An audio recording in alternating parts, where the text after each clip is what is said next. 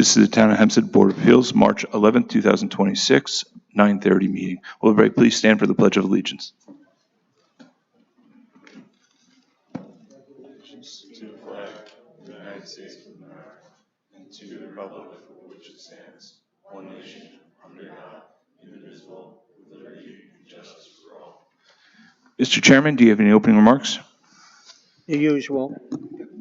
For those of you who are not familiar with the way we run the meetings, the calendar call is done as follows. First, we will take any requests for adjournment. Then we will go into the cases, taking the renewal request first, and then we'll get into the body of the cases. The hearings are conducted as follows. The applicant is given the opportunity to present their case. If there is anyone in opposition, we will hear the opposition fully, and then the applicant is given the opportunity to sum up. We will then close the cases. During cases, we will accept just about any reasonable evidence. We're not a court of law. Consequently, we're not constrained by the strict rules of evidence.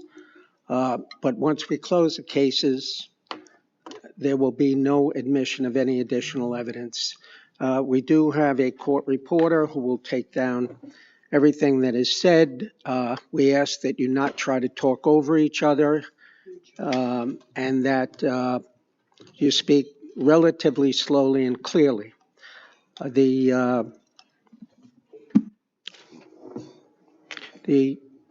We do archive the cases. They're videotaped so that you can refer to them in the future if you need to do so. And I believe that's about everything I have to say. Mr. Chairman, we do have one case for adjournment this morning. It's case 14226, Wantaw, Michael Borchek, and J.D. Kersey, also known as 2087 Larch Street. Is there anyone here? Come up.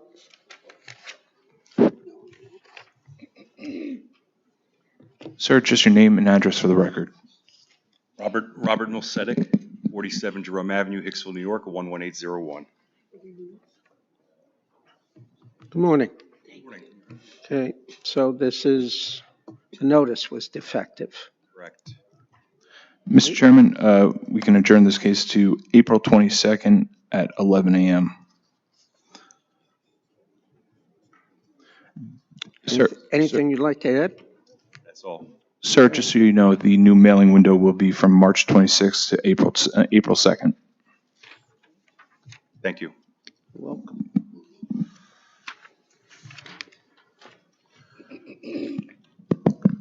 First, we'll be calling case 14026, Levittown Chamber of Commerce, amusement rides special event duration May 21st, 2026 through May 25th, 2026, also known as Town of Hempstead Parking Lot L2. Hi. Raise your right hand. You swear or affirm to tell the truth, the whole truth, and nothing but the truth, so if you got. Please state your name and address for the record. Good morning, Chairman, members of the board. Richard M. Bavone, 308 East Meadow Avenue. East Meadow, appearing as the agent for the Levittown Chamber of Commerce. To the left of me is Tara Casano, representing the Levittown Chamber of Commerce. Want to give me the name and address? Sure. Address is 756 Woodbridge Lane East, Wantaw. Good morning. Morning. Mr. Bavone, I think this is the earliest application I've ever seen on amusement rides, and I thank you for that. Welcome. We send out letters in. Ordinarily, we get these the day before or the weekend before, the Wednesday before the weekend. So I know. Maybe you can tell your colleagues this is a nice thing to do. We have been, and it's quite difficult sometimes getting the paperwork, but Levittown has been doing a great job getting it to us early, and we thank you. Okay, so this is for a special event which will be located Town of Hempstead Parking Lot L2, which is located in Levittown. If approved, the days of operation would be as follows: Thursday, May 21st, 2026, from 5 p.m. to 10 p.m. Friday the 22nd, 5 p.m. to 11 p.m. Saturday and Sunday, the 23rd and 24th, 12 p.m. to 11 p.m. Monday, the 26th, would be from 12 p.m. to 9 p.m. All music will cease at 10 p.m. each evening. Sanitation has been requested by the Town of Hempstead Sanitation Department and is also managed by Dreamland Amusement, which is under contract to run this event for the Chamber of Commerce. There will be approximately 18 to 24 rides. The following agencies were notified in writing would be Levittown Fire Department, Nassau County Police Department, Commanding Officer of the 8th Precinct, Town of Hempstead Commissioners of Parks, Town of Hempstead Councilman Dennis Dunn, we have Town of Hempstead Sanitation Commissioner, also the Wanto Levittown Volunteer Ambulance Corps. We received an email from Nassau County PD indicating that they have no objection. That was uploaded to the portal. Town Board Resolution 216-2026 was issued by the Town Board to allowing the use of the parking lot for the time of the event. All food services are being provided by the vendors that are going to be at the event. They are also securing approvals from the Nassau County Board of Health for the food service permit. And prior to the event, New York State Department of Labor inspects the rides for safety as they have every year. There will be no alcohol served at this event, and this event has been held. This will be the 25th year Levittown is doing this, and we are respectfully requesting an approval. Security, he did. Yeah. Security being provided by? Dreamland Security will be handling security. They will have vests on that we've been telling them that each year that they do that. So. And did you mention, I apologize if I missed, the music will end by 10 o'clock? 10 o'clock, 10 p.m. each night. I know you know what you're doing. So Okay. I assumed you said it. Any questions from the board? If not, do I have a motion? You want to make a motion, Mr.? I make a motion on case 14026 Levittown Chamber of Commerce Amusement Special Ride Special Event be granted as requested from the bench. Second? I second it. All in favor? Aye. Opposed? Have a nice celebration. Thank you very much and have a great day. 18 to 24 rides? Do you have that every year? Pretty much the same. Okay. I have to drive my kids to all these places, you know. They're wontons here, there. My word. Thank you very much. Okay. Not much longer. Next, we'll be calling case 12826, Levittown Miller Realty Associates, renewal of grant to maintain one detached illuminated ground sign, overall size 276 square feet, overall height 20 feet, setback 11.9 feet from property line, also known as 3501 Hempstead Turnpike.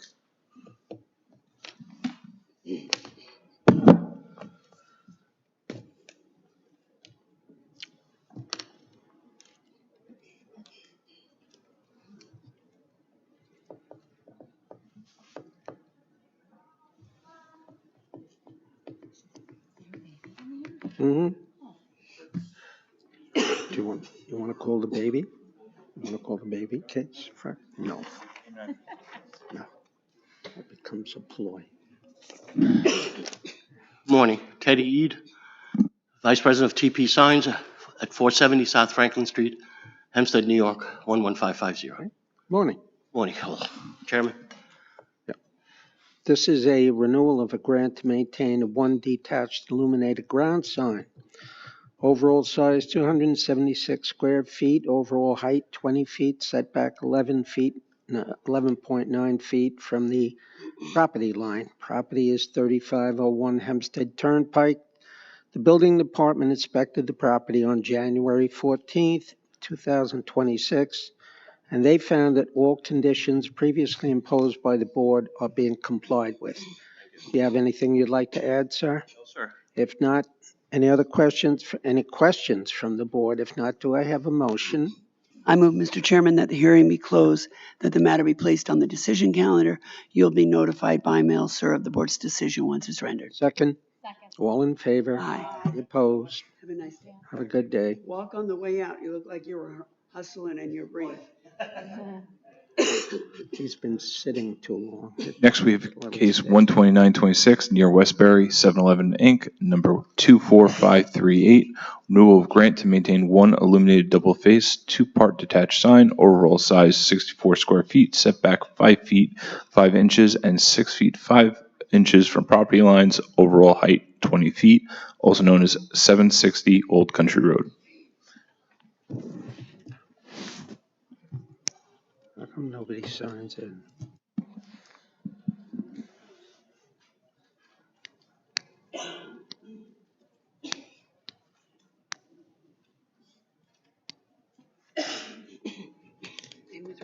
Hi, please raise your hand. Do you swear or affirm to tell the truth, the whole truth, and nothing but the truth? Yeah. Please take a seat and state your name and address Well, for the record. maybe not the same representative. Good morning. Good morning. Name and address for the record. My name is Diane Hopkins, and the address is 760 Old Country Road, Westbury, New York. And how are you related to the applicant?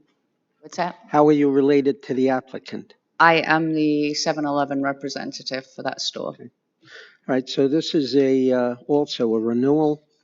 The building of a sign. The building department inspected the property on January 15th, 2026, and they found that all conditions previously imposed by the board are being complied with. Is there anything else you'd like to add?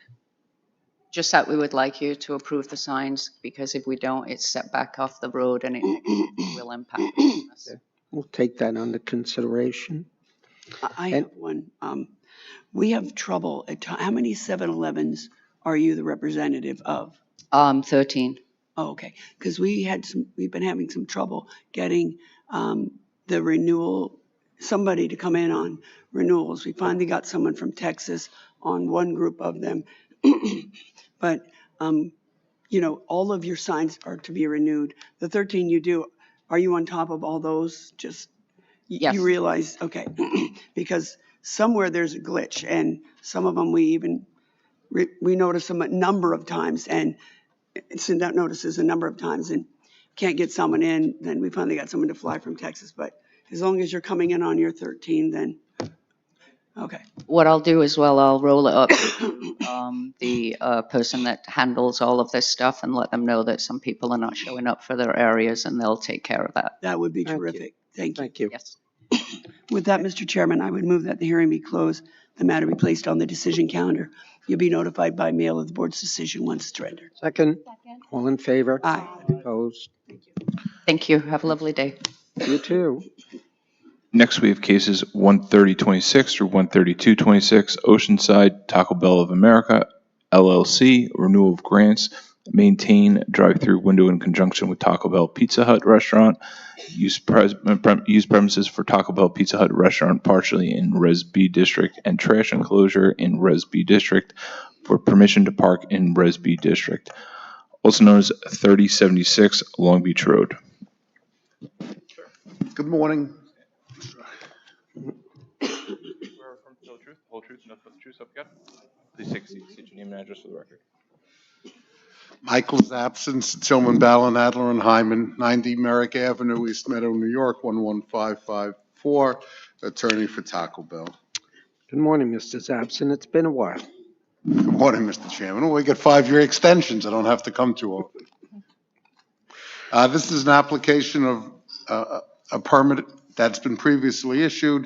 It actually doesn't expire until August.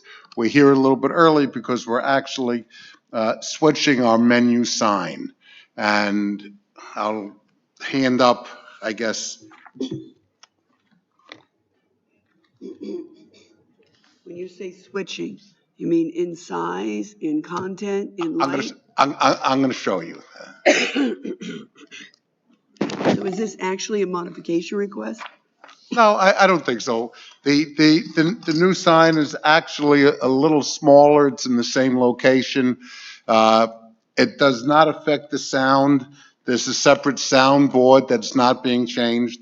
What I handed up is the existing sign. Can I see one? Okay, thank you. One for Joanne. No, what they have is the existing. This is the proposed. Okay. guess we could call that Exhibit 2. The company is in the process of switching their signboards, probably more what you see at a McDonald's right now. The boards are actually a little bit smaller. They're not as bright. They shut off by themselves. Hold on, is this proposed? No, the small paper is what is there now. You handed this up as The exhibit. 8.5, 11, right, they were all, I'm sorry, they were all packages, one packet for each member, and there were like 5 pictures in the packet. Okay. So it's all the same. This is. Everything on an 8.5 by 11 is the existing Okay. sign in Oceanside. Everything on 8.5 by 11 is existing. This is the And there are multiple copies of it to show us, I guess. Correct. I brought a copy for everybody, but I guess they got split up on the hand up. There are 5, one packet has multiple pictures. Correct, So that's different viewpoints of the same sign. correct, And that's because I guess you're going to tell us about changes to each of those aspects? correct. Okay, so I just wanted to know so I could follow along. Okay. And then the new sign, which is currently in the Farmingdale Taco Bell, is on the 11 by 17 paper. And you can see it's, so I put them on different sized papers so as not to get confused. That was a good idea. And, right, because they all kind of look alike. So dimension-wise, this sign that exists is larger than this sign, or? They're pretty much the same size. The new sign is thinner, a little bit narrower, but I'm not going to present it as being substantially lesser in size. It's a little bit lesser in size. On this old sign, there's something going up here that appears to have Well, something. so the purpose of that picture is not where the Taco Bell insignia is, but to the right of it, you see the sound, the speaker. Right. Those are not changing. Okay, that's a light. That's the light that. Okay, so when you want this sign, do you want this light thing to stay? The light This stays. one doesn't Right. have that. Right. The lighting is not changing. We're just talking about the sign. And oftentimes there are questions about the sound also. So the purpose there is to show that the sound bar is separate from the sign. Okay, and the sound is not changing. In this one, it looks like it's part of the sign. Is it just the angle? It must just be the angle. No, here you And in this one, there's the sound thing and there's the sign. Is that what you're Correct. proposing now? The sound bar is not changing. Okay, what makes these signs beneficial, we think, is a couple of things. First, if you look at the 11 by 17 picture, you'll see when you're not looking at it straight on, it kind of blacks out, like perhaps some of your TVs do. So it doesn't give any outside light, doesn't give any distraction to the neighbors. It also, when there's nobody there, nobody going through the drive-up window, it'll shut itself off. So we're thinking that it's a beneficial addition. It'll be nice. It looks a little more modern. There's no flashing components. It doesn't advertise sales or anything like that. And we're asking for an additional 5-year extension on our grant to maintain this. So when this sign was granted, it didn't have any, let me back up. Do I recall correctly that a lot of years ago, like 15, the height of this site, the existing sign was, let's say, 18, and one or more board members wanted it to be reduced, even though it had already been there 20 years? Did that ever happen? I couldn't tell you 18 years Okay. ago. I could tell you the last set of renewals because I did those, and that was not the case. Okay, so as it relates to the sign as it is now, is it Does it need any additional relief from what it has? No, Okay. It's not, it just needs the relief you have, that What? you, it needs the relief we have, and what triggered us coming in early with the building department was the fact that we're putting in a new sign.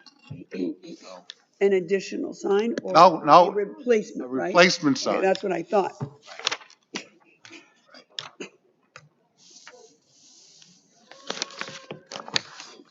And when you showed the building department the replacement sign, they confirmed that it would require no additional relief, right? Correct. They just wanted us to come in for a renewal, let you see what we were putting in, answer any questions that might be. I don't even think we need to modify that. Did I mention that it was inspected on the 23rd? It's been so long. I don't think we did, I don't Okay. remember. The building department inspected the property on the 23rd of January, and they found that all conditions previously imposed by the board are being complied with. Do we have any other questions from the board? If not, do I have a motion? Move the hearing be closed, the matter be placed on the decision calendar. Mr. Zapson, you'll be notified by mail of the board's decision. Second, Once all it's in ready. favor? Any opposed?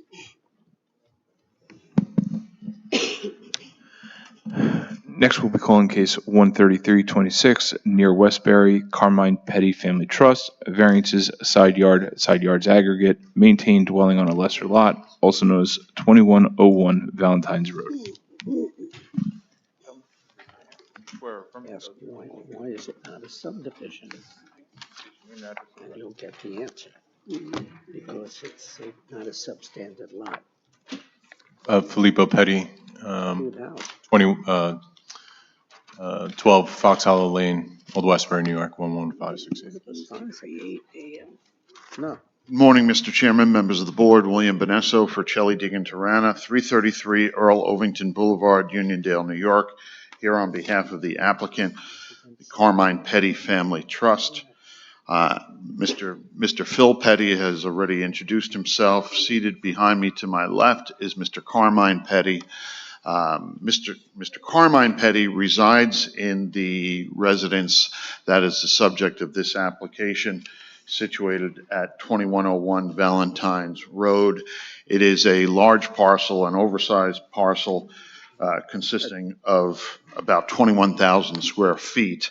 And Mr. Petty resides there. Presently, the southerly portion of the parcel is improved with only a in-ground pool. Mr. Petty doesn't use the pool, and as part of their family planning, they have decided that they would like to subdivide off the southerly parcel, create a fully compliant zoning parcel that is in fact oversized. It'll be 8,035.2 square feet. It is wider than required. It has all of the lot area, lot width requirements, and they intend to sell that property. And then Mr. Petty intends to reside in the house that remains. Nothing is changing in connection with the house, but because the application is to maintain on a lesser lot, they look at the new aggregate side yard setbacks and the new side yard setback. What was the short side side yard setback is now the larger side yard setback, and it doesn't comply because it's not double the other lot. The short side lot will be 10.5 feet. That would require 21 feet, and we are at 14.4 feet, albeit that is the rear corner of the house, and based upon the way the property line jogs to the left as it goes back from Valentine's Road, that's the closest portion of the house to the side yard. If you look at it from the street, the house is 22 feet away from the side yard. So if that were the side yard we were counting, it would be compliant, and it would also be compliant from an aggregate standpoint. What are the required side yards? The required side yards for this property are 10.5 is fine. On the north side rather, it would be 21 feet. However, again, we're 22 feet from the front corner of the house to the side yard, but only 14.4 feet. So you required 10.5 and 21. You have the 10.5, but on the 21 side, you have a 14.4. Correct, 14.4. And because that gets factored into our aggregate, whereas we have 25.9, we're supposed to have 39.5. Are those, were those side yards calculated on the whole lot or on that just once it was carved off? You know, Well, once it's carved off, that northerly side becomes our larger side yard setback, which is supposed to be double the smaller side yard setback. But they didn't, you know, when the property is larger, it's percentages. I know you know. Right. But I'm saying, these numbers that they came up with, the 10.5 and the 21 as required side yards, those were required side yards on the piece of property once the other piece is off of it. Correct. Okay. Correct. When the other piece, if the other piece wasn't being subdivided off, that side yard would be 74.5 feet. No, I meant with the requirement, not what it is. Oh, I understand. You know what Yeah, I'm saying? yes, the requirement was based on the new lot being created, the lesser lot. That's what I asked. Correct. It's a huge lot. Correct. Sorry. And all that being said, nothing is changing on the property. There is a house behind this property that is serviced by a driveway that runs along that northerly property line. The house is not getting any closer to that. That property line is not changing, so it has really no impact whatsoever on that neighboring property. Is that, that driveway is the one that shows as 20 feet wide?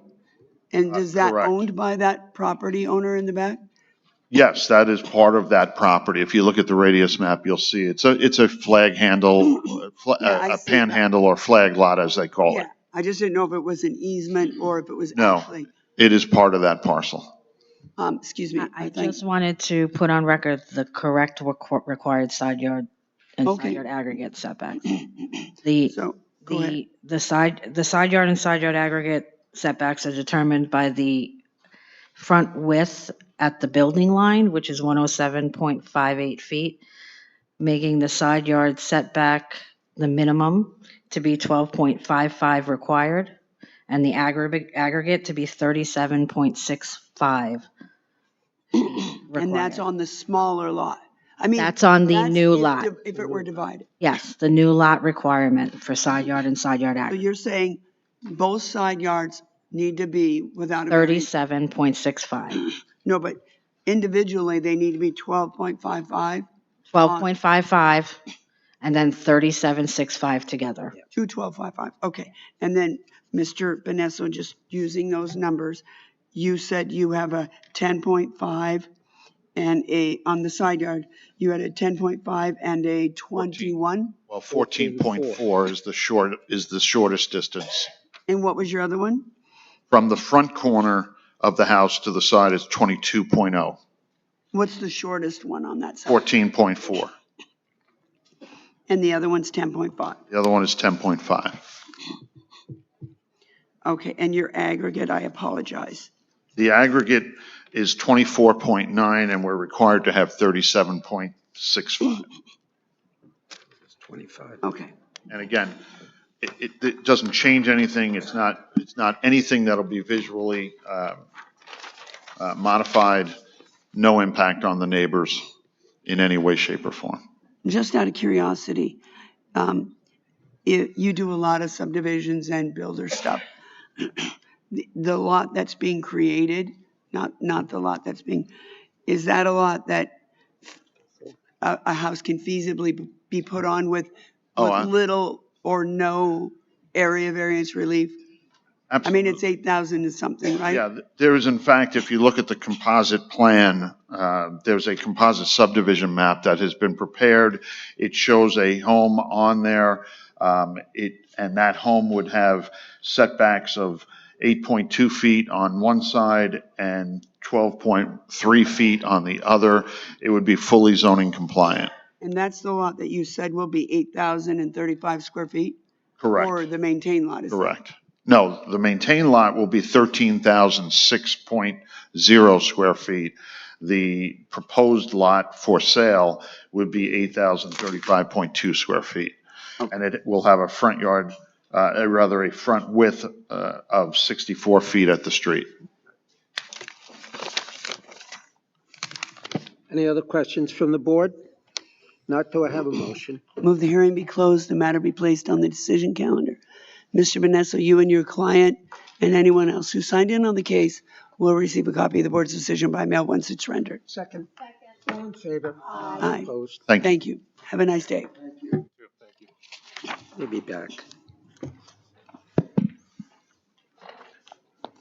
Next, we have cases 13426 through 13726. Baldwin, Marjorie Theus.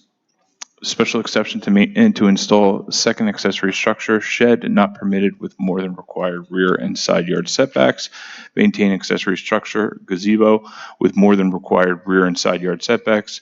Variance side yard, maintain AC unit attached to dwelling, maintain 6-foot high fence forward of the dwelling on Van Buren Place and without the clear sight triangle at owner's driveway, which may substantially obstruct line of sight, also known as 1093 Van Buren Place. You swear or affirm to tell the truth, the whole truth, nothing but the truth. Please take a seat and state your name and address for the record. Lisa Koshia with Permits R Us, 338 Jericho Turnpike, number 396, Syosset, New York, 11791. Good morning, Mr. Chairman and members of the board. Morning. I'm here representing Mrs. Theus, who would like to install a shed and maintain a gazebo, AC unit, and a fence. This property is located in a Residence B zone. The proposed shed will have a side yard setback of 6.7 feet and a rear yard setback of 6.2 feet, which is more than the required setbacks of 2 feet. Is the corner lot? Yes. The existing gazebo also has a side yard of 5.4 feet and a rear yard of 40 feet, which is more than the required setbacks of 2 feet. And the AC unit has a setback of 2 feet where 5 feet is required. The 6-foot PVC fence in the front yard does not go all the way to the front property line, and we don't believe it creates a line of sight issue. My client purchased the home in 2024 and was unaware that these items did not have permits. When she hired the fence company to install the additional fencing, when they filed for the permit, they realized that the other items did not have permits. Mrs. Theus respectfully requests your approval. Ms. Koshia, since Mr. Pellegrini is not here, I guess I'm charged with asking you whether or not you've been to the house. Yes, I have.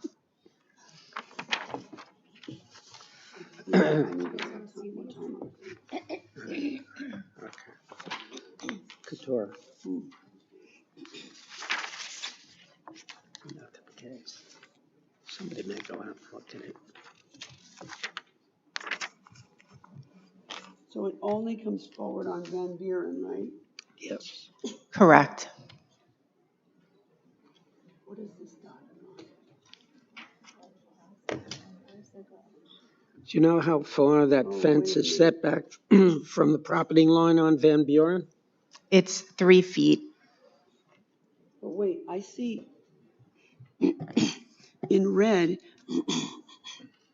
there's another fence proposed on Eastern Parkway forward of the dwelling, right? And that one proposes to go all the way, proposed 6-foot PVC fence. That one's proposed to go all the way to the street. Is that correct? The fence that's along the Eastern Parkway side of the home, that's the fence that my clients had filed a permit for. They got it, there was no issue with it, and it was put up. Right. Under 311, they got it as of right.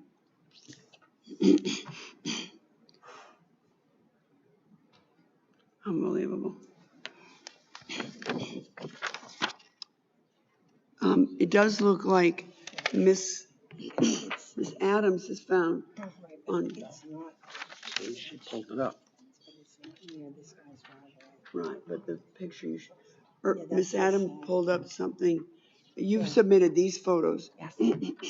But she's pulled up one on Google Maps that shows the car much further back. And it does appear that someone backing out would have trouble seeing any pedestrian on the sidewalk for sure.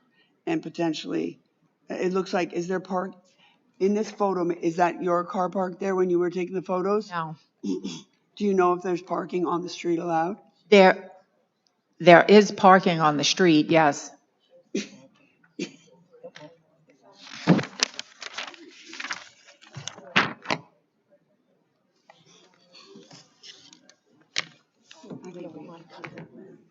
Cut it back. It drives me crazy. They get this as a right because the department misinterprets it.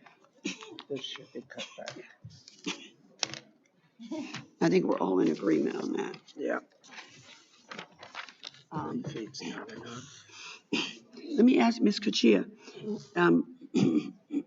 the placement of the shed does seem odd because it's like smack in the middle of the backyard. Most people who come in this situation, they want it up in a corner and on the corner lot. Since it has to be exact, that creates a problem. Is there a reason your client's putting it smack in the middle of the backyard? Just out of curiosity? That's the location that they wanted it. They're looking to align the rear part of that shed to be in line with the rear of the house, so to speak, but it is still in the middle of the Not even lined up yard. with the rear of the house. No. And the gazebo, I'm a little slow today, I'm sorry. That's okay. Oh, the gazebo's on the other side. What's the, you were under height and everything on that, so. Yes, 9 by 12. It's just locations. correct. I guess they don't plan on putting a pool in, that's for sure. Yeah, I mean, the gazebo should be in the middle of the yard on the other side with the legal fence. Then it wouldn't even probably need relief. Pardon? Say that again? The property is not enclosed with with their fence, so you are, regardless. But if they put it in the principal side yard with that legal. No, their property is not enclosed with their own 6-foot fence. No, but they're. The property is not enclosed with their own 6-foot fence. They only have a 6-foot fence in one portion and the other portion. It's their neighbor's fence that is enclosing the yard. 311, but then 311 is triggered when it's entirely your fence. So if they just added another piece of their own fencing. You know what, that's academic, come on. All right.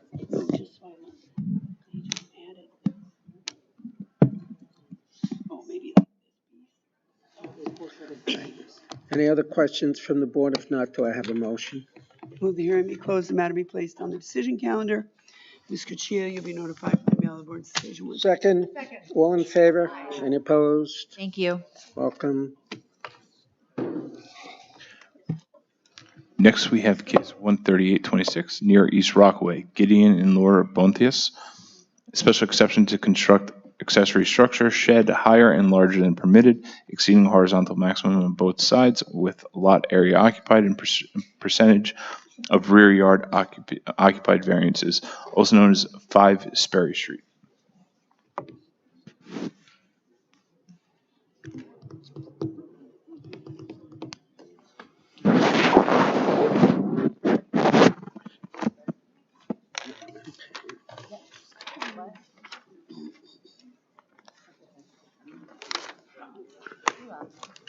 Thank you.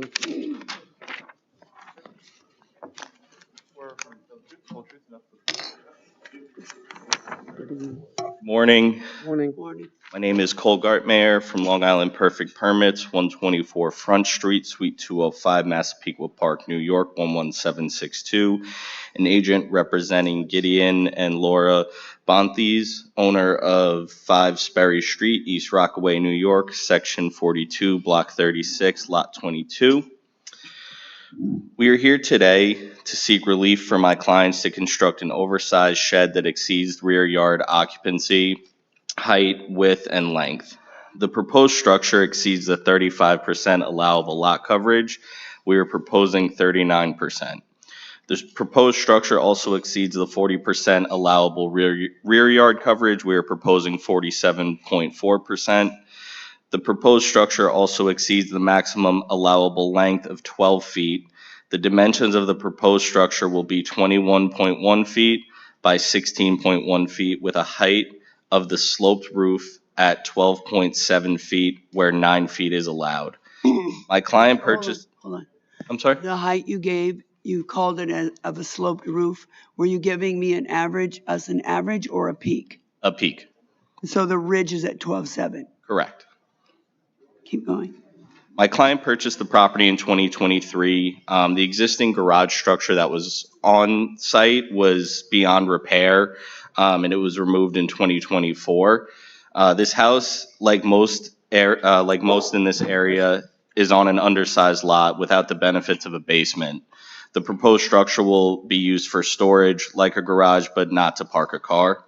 My client has spoken to the surrounding neighbors who've not expressed issue. We respectfully request this board's. So it's a rectangular shape.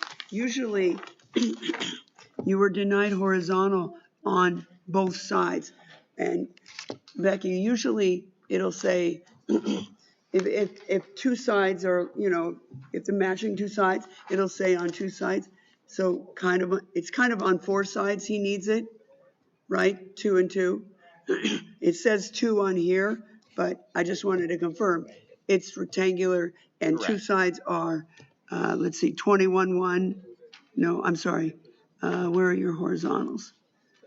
21-1 and maybe 16 on the other? Yeah, so correct. So the horizontal, so running parallel to the street would be 21.1 feet. And I got it. Okay. And then you didn't give us the number for larger.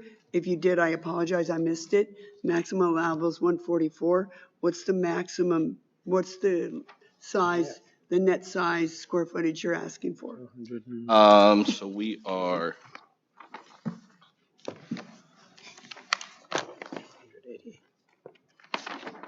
Sorry, bear with me just one moment.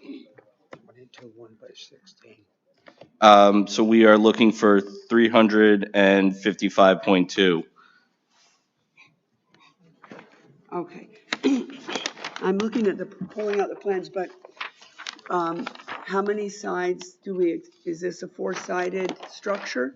Yes. And with a people door or a garage style door?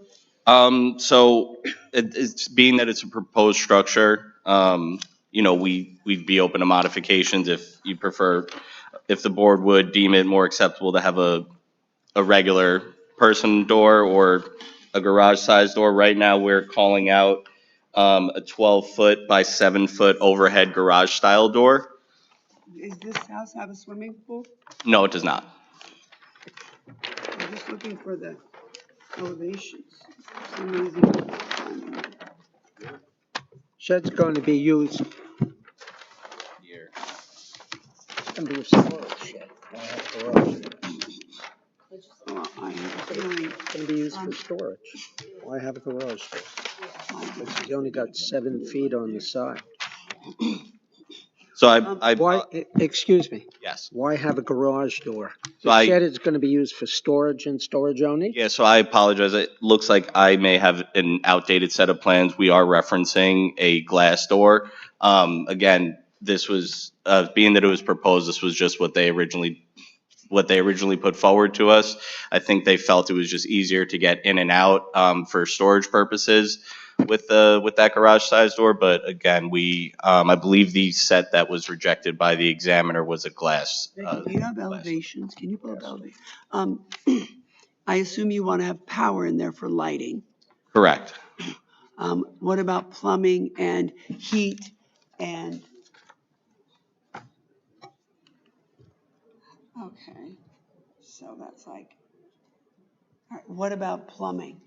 So there would be no bathroom or fixtures in that front. However, I do believe there is plans for heat to be installed, and appropriate permits for any heating structure, and that would be filed, assuming we can get. You want heat and electrical, but no plumbing. Correct. So there wouldn't be like a bathroom. I just want to be clear with that. It's strictly for storage purposes, but with storing certain items, you do typically want some type of temperature control. So, that way if it drops below freezing, you can maintain some type of temperature control in the space. Right, but leaving heat aside, every time I say plumbing, you keep saying no bathroom. I mean plumbing. No plumbing in the walls. Is that, or is your client intending on putting rough plumbing in? So they're not planning on putting rough plumbing in. No plumbing. No. It's been brought to our attention that there's no provision for heat on the plans.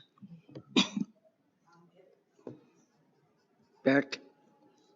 If heat was proposed, then this plan must be forwarded back up to the plan examiner for an additional denial for a use permit. So what do we do, Christine? And I have no heat proposed on the plan whatsoever. The heating would have to be proposed on the plan. So they're not gonna move forward with any heating in the structure then at this point. Would they agree to condition, no plumbing, no heat? Yes. I mean, because we could adjourn it and let you go back up and have that reviewed, but I don't. A use variance. Okay, so no plumbing, no heat. Correct. But if there's electricity, they're just gonna plug in electrical heaters, but, okay.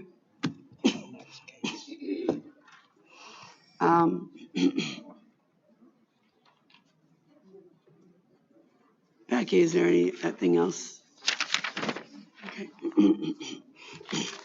So we're going to consider the application with materials we have and a condition, no plumbing, no heat, only electrical for lighting purposes.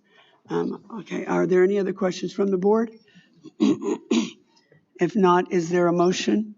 Move the hearing be closed, matter placed on the decision calendar. You'll be notified by mail of the board's decision once rendered. Thank you. Second. Thank everyone in favor? Aye. Thank you. Have a nice day. Next, we have case 13926, Wantaw, Diane and Carmine Accordino. Special exception to maintain shed higher and larger than permitted, exceeding horizontal maximum and with less than required side and rear yard setbacks, also known as 324 Twin Lane South. I swear affirm to tell the truth, the whole truth, and nothing but the truth, so help you God. I do. Please take a seat. State your name and address for the record. Tina Pangallo, 549 Hempstead Turnpike, West Hempstead, New York, 11552. Good morning, Chairman, members of the board. I'm representing Diane and Carmine Accordino of 324 Twin Lane South in Wantaw. The property is located on the north side of Twin Lane, 637.97 feet west of Twisting Lane in the LPRD district. We're requesting a special exception to maintain a shed higher and larger than permitted and exceeding the horizontal maximum and less than the required side and rear yard setbacks. The side yard required is 2 feet, and the side yard provided is 1.6 feet, a difference of 5 inches, and the rear yard setback required is 2 feet, and the setback provided is 1.3 feet, a difference of 9 inches. The maximum length and width allowed is 12 by 12, and the length and width provided is 16.3 by 10.5. The maximum square footage allowed is 144 square feet, and the square footage provided is 171.15 square feet. The maximum height allowed is 9 feet, and the height provided is 9 feet, 7 inches. The shed has been in its current location for approximately 25 years. The homeowners were not aware that the shed needed a permit at the time it was installed. It is used for storing yard equipment and household items and is well maintained. Due to the irregular shape and configuration of the yard, the shed was placed along the fence line to maximize the usable space and keep the structure contained to the perimeter of the property. The shed does not alter the character of the neighborhood or negatively affect the surrounding properties. There have never been any complaints about the shed for the last 25 years until there was an issue with the neighbor next door about a fence. I would like to submit letters from 13 neighbors, including the neighbor to the rear, indicating they have no objections to the board granting this variance. and we're respectfully asking the board to do so.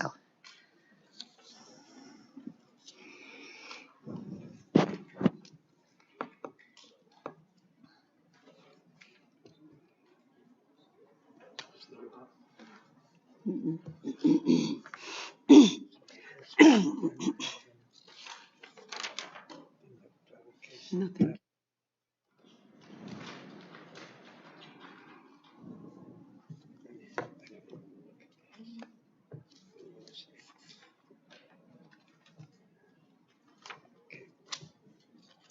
Any other questions from the board? If not, do I have a motion? Move the hearing be closed, the matter be placed on the decision calendar. Ms. Pangallo, you'll be notified by mail of the board's decision once it's rendered. Thank you very much. All in favor? Aye. Opposed? Next, we have case 14126 near Westbury, Karina A. and Peter K. Pham. Variance side yard maintained 2 AC units attached dwelling, also known as 43 Martin Lane. Yeah. I don't believe he came all the way for this case. Name and address of the record. Gregory Mindel, 84 Bunker Hill Road, Salisbury, Connecticut, 06039. Appearing for the owners, Karina A. and Peter K. Pham of 43 Martin Lane, Westbury, New York. Where are you last? I left them in the truck. Good morning. Morning. We're here today requesting permission to maintain 2 AC condensers located in a side yard. We're located in an LPRD zone. We'd be required to maintain a 5-foot side yard setback. The existing AC condensers maintain a 4.3 and a 4.5 foot side yard setback, or approximately 8 inches and 6 inches, a de minimis request at best. The home and property are maintained in impeccable condition. The family takes great pride in their property. I've submitted photographs of the existing AC units located in the side yard. You can see they've even installed a small screen so when they open the gate that the AC units aren't visible from the street. The abutting neighbor most affected has their driveway and garage located on that side of the property. There's no second story over the neighbor's garage. It poses no unsightly condition or noise condition. The newer, more modern condensers are actually getting much quieter than what we're all used to. These are very quiet in nature. Additionally, it's screened by a 6-foot-high PVC fence along that abutting property line. $17 or $18. Essentially, that is our case if the board has any questions. Any other questions from the board? If not, do I have a motion? Move the hearing be closed, the matter be placed on the decision calendar. Mr. Mindel, you'll be notified by mail of the board's decision once it's rendered. Second. All in favor? Aye. Mr. Mindel, this reminds me of a case I took when I was a young lawyer. I will not go into it right now, but I'll speak to you privately about it. Okay? Anytime. Yeah. Always available. Just, Have a great day, everybody. you too. Now you're driving back? I'm headed to Lindenhurst first, and then Oh, I'm okay. driving back. All right. It's only 2 hours. It's not that. Only. Only. Hell of a commute. It's a hell of a commute. I took a case when I was a young lawyer in Richmond County, Staten. Next, we have case 14326, Point Lookout, Daniel and Andrea Brereton. Variances, lot area occupied, front yard average setback, side yards aggregate, rear yard, construct dwelling with garage, also known as 54 Mineola Avenue. You swear or affirm to tell the truth, the whole truth, and nothing but the truth, so help you God? Please take a seat. Name and address for the record. Good morning again, Mr. Chairman, members of the board. William Benesso for Celli Deegan Tirana, 333 Earl Ovington Boulevard, Uniondale, New York. Here on behalf of the applicants, Daniel and Andrea Brereton. Mr. and Mrs. Brereton are seated behind me to my right. They are the owners and occupants of the residence. Seated to my right at this table is Mr. George Monasterio. Mr. Monasterio is an architect who appears regularly before this board, and he does a great deal of work in the Point Lookout area and the areas surrounding it. He is the architect of record for this project. The application is seeking relief to build a new single-family dwelling on the subject property. They require variances while the lot area and the lot width are fully conforming for this property. They are seeking some variances for front yard average setback, side yard aggregate, and rear yard in order to construct the new dwelling. The dwelling is of a compliant height and number of stories. While it is 3 levels, the first level is basically storage and just access. So there are really only 2 levels of living space, which. Correct. And from design flood elevation, it is 30 feet. So we comply with number of stories and we comply with height. But it is a formal FEMA level, that's all I was asking. You said the first level. Yes. Was storage. Yes, correct. I wanted to make sure it was.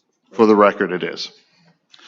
So the relief requested is the side yards are not all that different from what currently exists. They're asking for very de minimis right now. There are 11 foot 10 inch and 9 foot 9 inch. We are proposing 11 foot 1 inch and 10 foot 11 inch on the north and south sides of the property.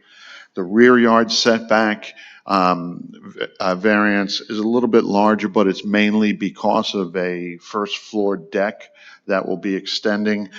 From the standpoint of the setback of the house itself, the present rear yard setback of the house is 20.6 feet, and we are staying at 20 feet and 1/2 inch. So the house, the new proposed house is not getting really any closer to the rear yard setback, just the deck that is extending. Yes, ma'am. Yeah, I just have a question. The house that's there now, is that going to be That's going to be demolished. Correct. It's already demolished. Oh, sorry. Oh, well, my picture doesn't show. Mr. Vanessa, when you say the first floor deck, you mean the FEMA first floor deck or finished first floor deck? The first level or the second level first floor habitable space. The deck is not on the ground. It's not on the ground. No, correct. It can go off of that first level. Do you want to elaborate, George? Yes, it's the FEMA compliant deck. Yeah. Also, I would point out that the rear yard of this property does not face or back up to another residence. It looks out on a town of Hempstead Park and then out onto the channel. So there's no impact on the decrease in the rear yard setback on any neighboring property owners. The only other variance is the front yard setback variance. The request is 13.6 feet. The average on the block is 16 and change. But there are a number of properties that are similar to this one, including notably right across the street, 65 Mineola Avenue is at 13.25 feet. That's a new home that was recently constructed.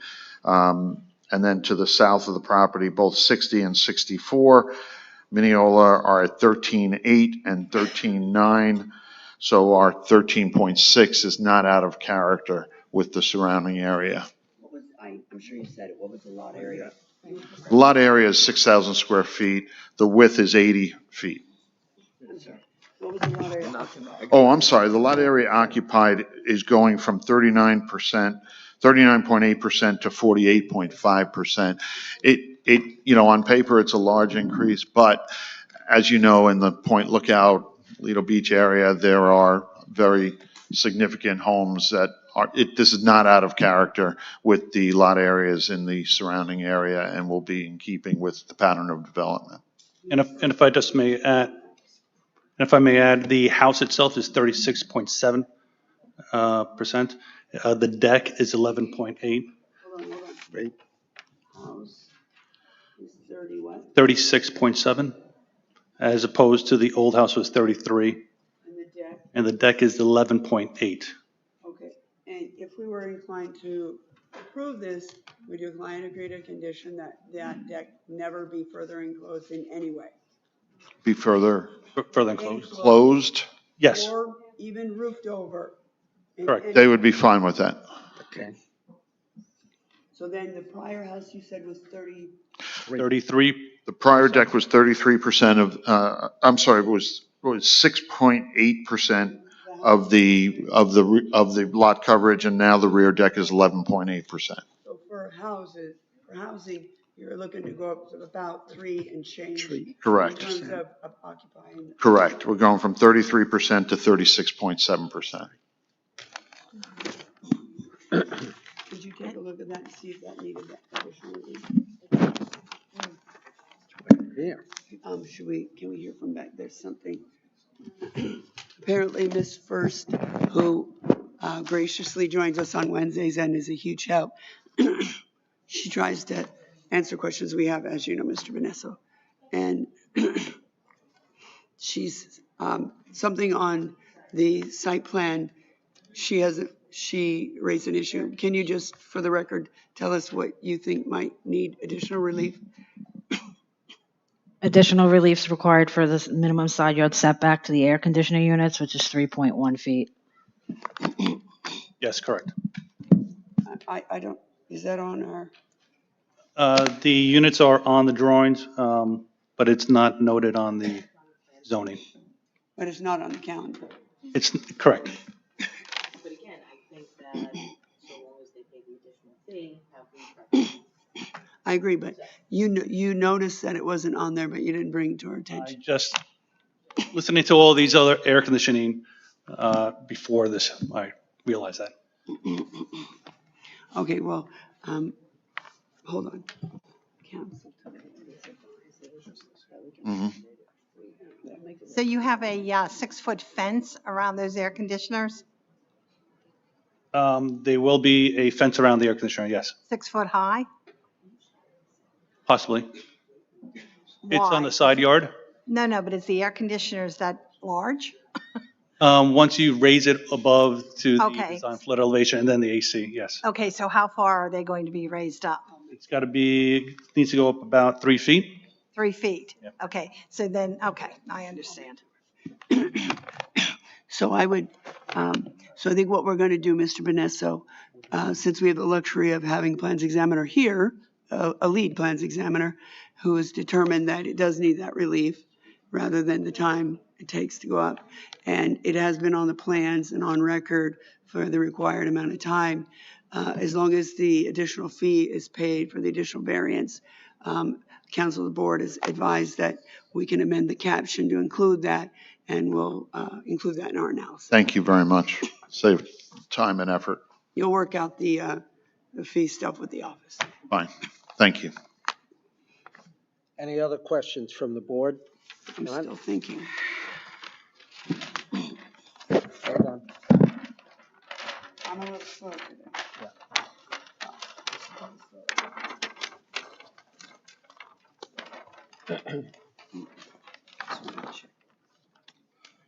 What's your DFE there? Oh, here it is. What's the DFE? The Your DFE is 11. base flood is 9, DFE is 11. Not looking fine. All right. Any other questions from the board? If not, do I have a motion? Move the hearing be closed, the matter be placed on the decision calendar. Mr. Vanessa, you, your architect, and anyone else who signed in on the case receive a copy of the board's decision by mail once it's rendered. Thank you. Second. Thank you. All in favor? Aye. Opposed?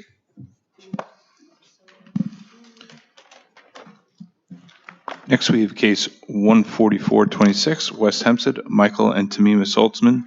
Variances, height, lot area occupied, front yard setback on Howard Avenue, construct dwelling with garage, also known as 7 Jefferson Street.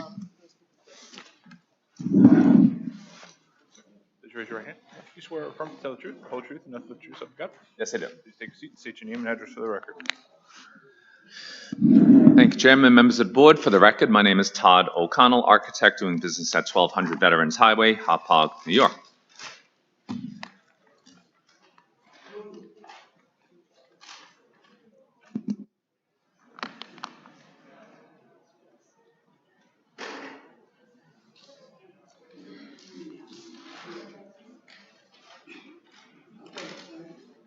Thank you.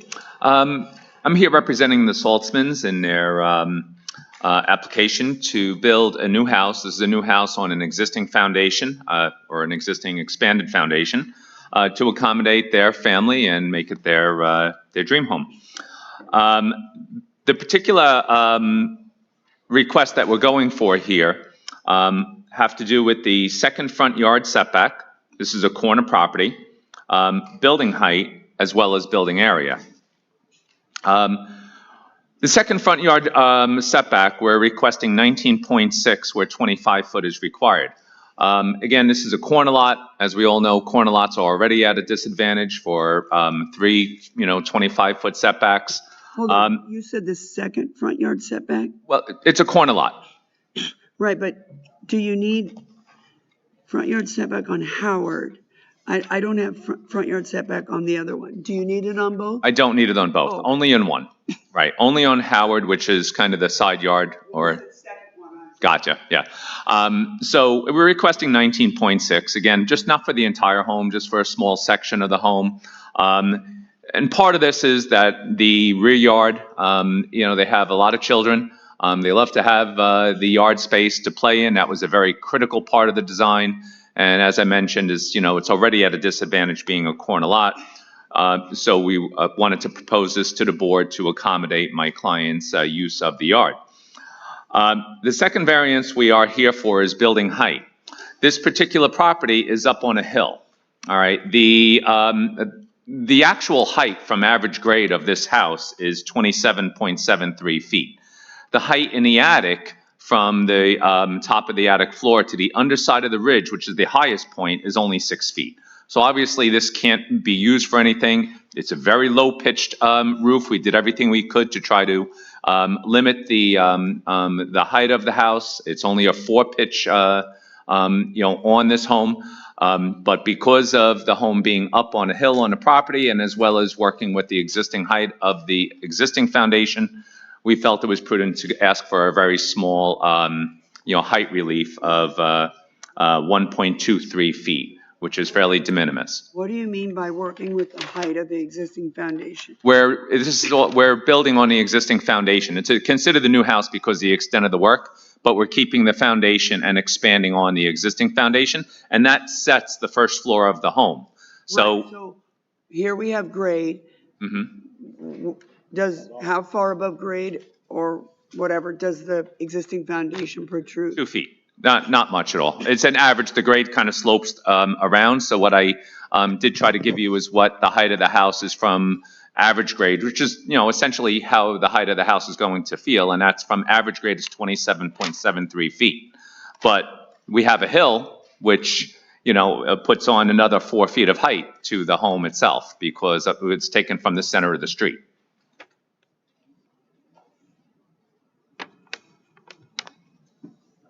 So the last request we're going for, the Saltzmans, they have a very large family. They have family that come in out of town. It's a family of 6 that they have. And we're asking for 4.35 feet of lot coverage relief.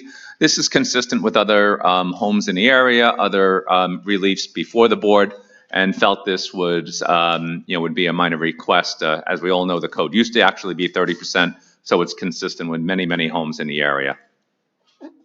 I mean, you got a 10-12 pitch. You could...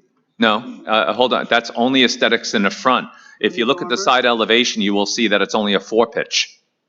That is only aesthetics because it's a very small peak. On one side, you're right. There's a 4-12. Yes. Front's on the 10-12. Yeah, it's only aesthetics for the front of the house, so you didn't have this little squatty looking peak, but the house itself is actually only a 4-pitch. That 10 pitch that you see in the front is a small decorative peak. It's for those 2 sections. Yeah, it's again, if you look at the side, you'll see it's a very small attic. There's no way it can ever be used for anything other than an AC equipment or crawling around in it.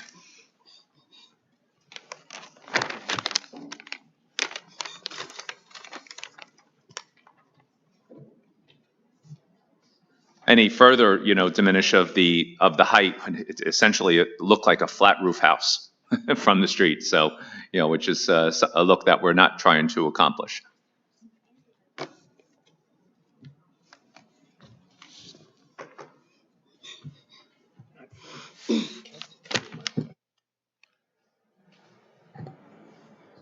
So, excuse me, so it's two-story. Two-story home, So correct. how high is the first floor? 9 foot on the first floor, 8 foot on the second floor. And 9 foot is pretty typical for, all new homes that are being constructed out there now.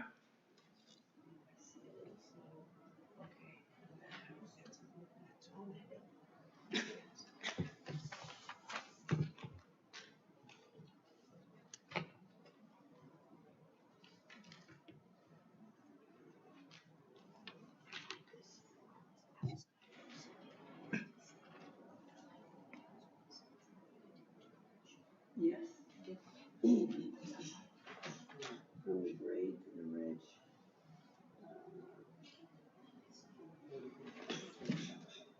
No, not from the ground. 27 from grade, 27.7. So again, just to explain, part of the reason for the height request is that the average grade is 4 foot higher than the center of the road. We take the height from the center of the road, but you're going up 48 inches just to get to the grade at the house. Well, at the front of it, at the front, it looks like the crown is at 42.93, right? And the front of the house grade looks to be 45.14, right? Correct.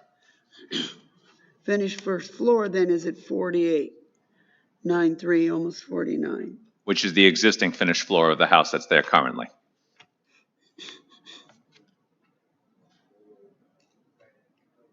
So it's plus. And if you look at the way the property slopes, if you look at the east elevation, I'm looking at it. yeah, you'll see it good. At the back of the house, you're almost at grade just because of the hill.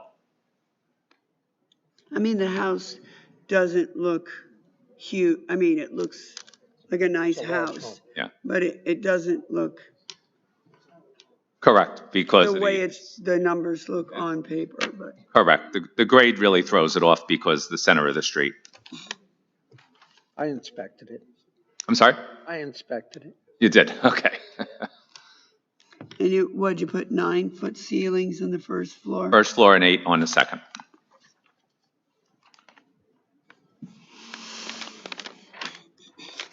Anything you'd like to add? I'm sorry? Oh, no, that would Anything you'd conclude. like to Thank you. add? Any other questions from the board? If not, motion. Move the hearing be closed. Move the hearing be closed, the matter be placed on the decision calendar. Mr. O'Connell, you'll be notified by mail of the board's decision once it's ready. Second. All in favor? Thank you so much. Have a great day, all. Opposed? Thank you. Next, we have case 14526, near Valley Stream, Delroy Baxter, variance, lot area occupied, construct addition attached dwelling, also known as 890 Edwards Boulevard. Do you swear or affirm to tell the truth, the whole truth, and nothing but the truth, so help you God? Please take a seat, state your name and address for the record.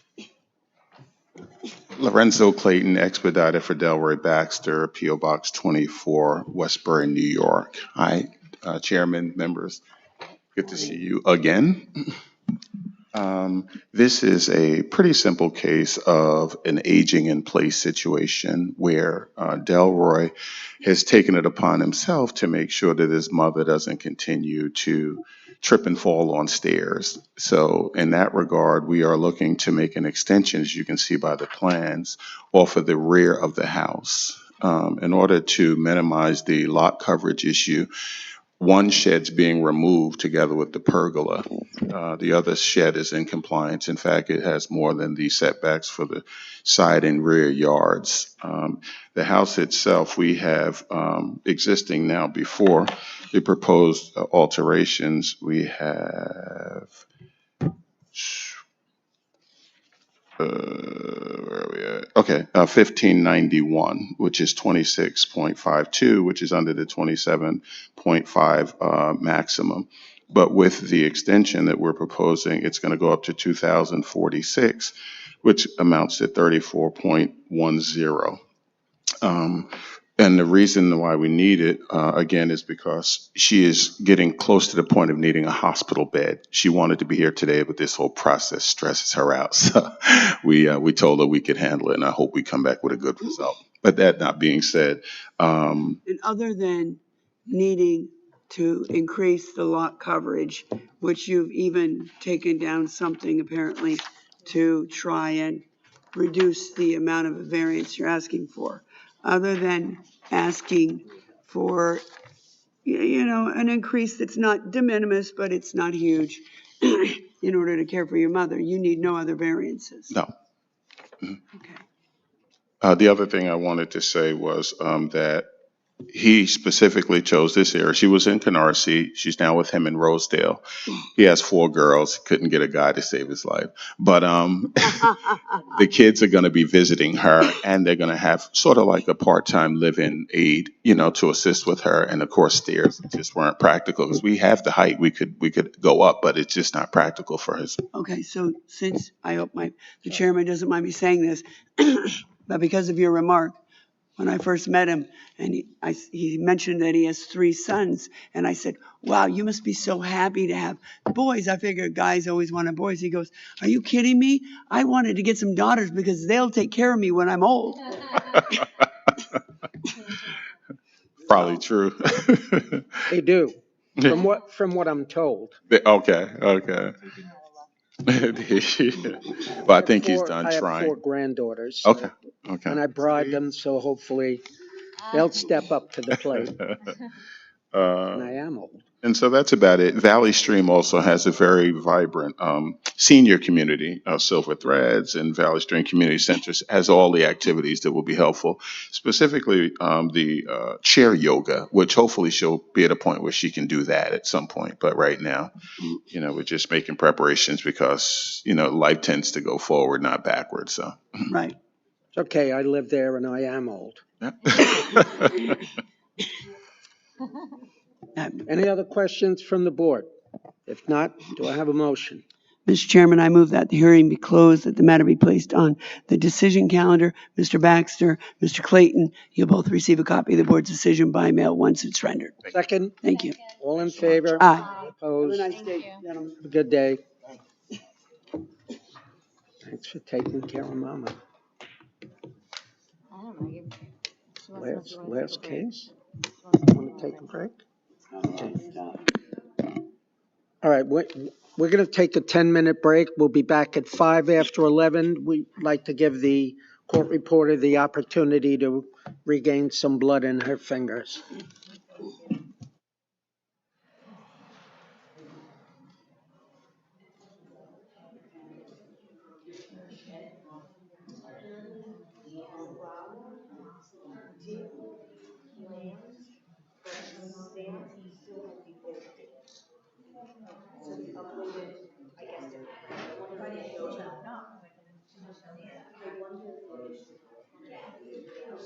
Yes.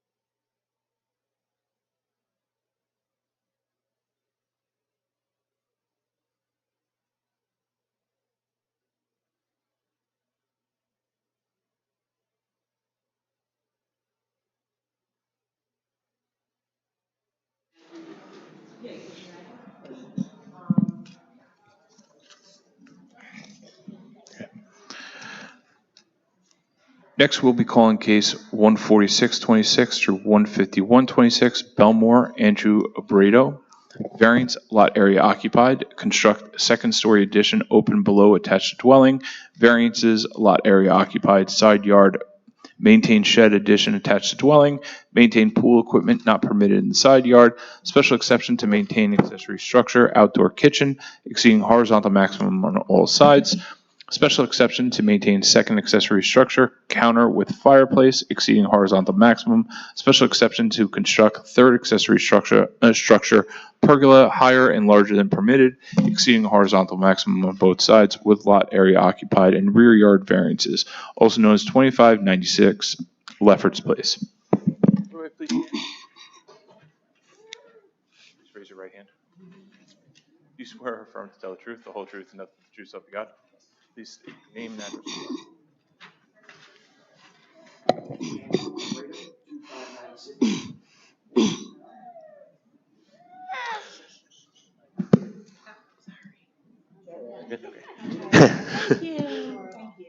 Andrew Abrado, 2596 Lefferts Place, Belmore, New York, 11710. Carly Abrado, 2596 Lefferts Place, Belmore, New York, 11710. And this is Lola Abrado. Say that. Good morning. Good morning, everyone. My name is Ashley Lowe-Kianese from Mark Anthony Architects. Our office is located at 1563 Belmore Avenue in Belmore, New York. I am here today representing our clients Carly and Andrew Abrado, who are the owners and occupants of the subject property located at 2596 Lefferts Place in Belmore, New York. This property is located in a residential B zone and has a lot size of 6,016 square feet. We are here today as a result of applications filed with the building department for a proposed second-story addition and second-story alterations, proposed pavilion and outdoor kitchen with natural gas fireplace, and to construct and install a new in-ground pool. Give me one second, Ms. Lowe. Should I have waited for Mr. Give me 1 second. Okay, go ahead. There is also an application to maintain an attached shed addition. The proposed lot coverage is 39.89%, where the maximum allowed in a residential B zone is 27.5%, for which we are requesting 12.39% of relief. I would like to note that the existing property as it currently exists is 27.56%, so the additional lot coverage is coming primarily from the proposed pavilion, which is 588 square feet and 9.78% of the lot coverage increase. The other 2.55% is the second story addition, which is 154 Is what you're square calling feet. the pavilion what's on here as a pergola? Yes, sorry, it's denied as a pavilion. It's okay. I'll refer to it as a pergola moving forward. The proposed pergola is covering the outdoor kitchens and paver patio and provides an area of shade for everyone to be under while enjoying the pool. As I stated, the pergola is proposed at 588 square feet, where 144 square feet is the maximum allowed, for which we are requesting relief of 444 square feet. Additionally, it is 10.67 feet high, where the maximum height allowed is 9 feet, for which we are requesting relief of 1.67 feet. Can you explain to me how the outdoor kitchen fits with, pardon me, so there's one, maintain accessory structure, outdoor kitchen, exceeding horizontal maximum. And then there's a special exception to maintain a second accessory structure that's called counter with fireplace. Can you just explain to me the relationship with, if there is one, between that and the outdoor kitchen? So one of the outdoor kitchens is like you can swim up to it from the bar. Do you guys have the photos? I have a photo that I can show you. Right. Well, we'd like the photos. Yeah. And which one of them, is it the outdoor kitchen or the counter with fireplace that's the swim up? The outdoor kitchen. The fireplace is Outdoor kitchen is the swim up. more north. And that is covered by the pergola or not? It will be, yes. I'm sorry, because you earlier said the pergola covers the outdoor kitchen. Yes, So this is a swim-up outdoor kitchen, and that 588 square foot pergola is what's over that. it'll be over both. It won't go over the pool, but it's just over the, Over that, and then this counter with fireplace, will that be evident in the photograph? Well, let's see, that's not, yeah, there's, that's all maintained, so. That's the fireplace. okay. Can I approach?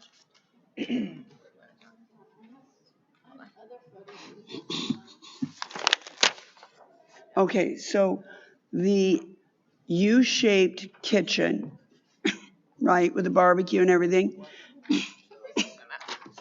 The U-shaped kitchen, and I can see that you could swim up to it from the pool. That kitchen is the outdoor kitchen here. Correct. Yes, but there's two of them shown on the plans. Okay, hold on, but let's just start with this one. I just want to put the picture with what I have here. Yes. So this large U-shaped outdoor kitchen with a barbecue, it looks like it might have a dishwasher or whatever, a fridge. That can you swim up to. That is which one? That is the outdoor kitchen. Yes. The usual. And that is what the proposed 588 pergola is to be over. Yes, just over the counter, not over the pool. Now, okay, I got it. Now, where in this picture is the counter with fireplace? It's behind it. I gave additional photos. I marked it off. The thing running down the side of the pool? No. No, it's on It's the not pictured. that. Yeah, that's the area there. So it's behind it, up against the fence. I can show on the plot plan if you'd like. And that is over here?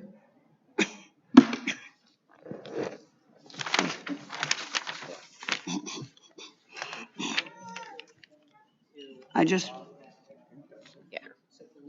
Correct. Yeah, that's where I thought. So that's the counter with fireplace.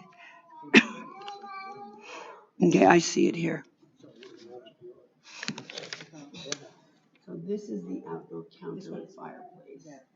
This is the outdoor kitchen over which they wish to put the pergola. Okay, I think I have between the pictures, the Google Earth, and the site plan. Okay, so go ahead, Ms. Lowe, I appreciate it.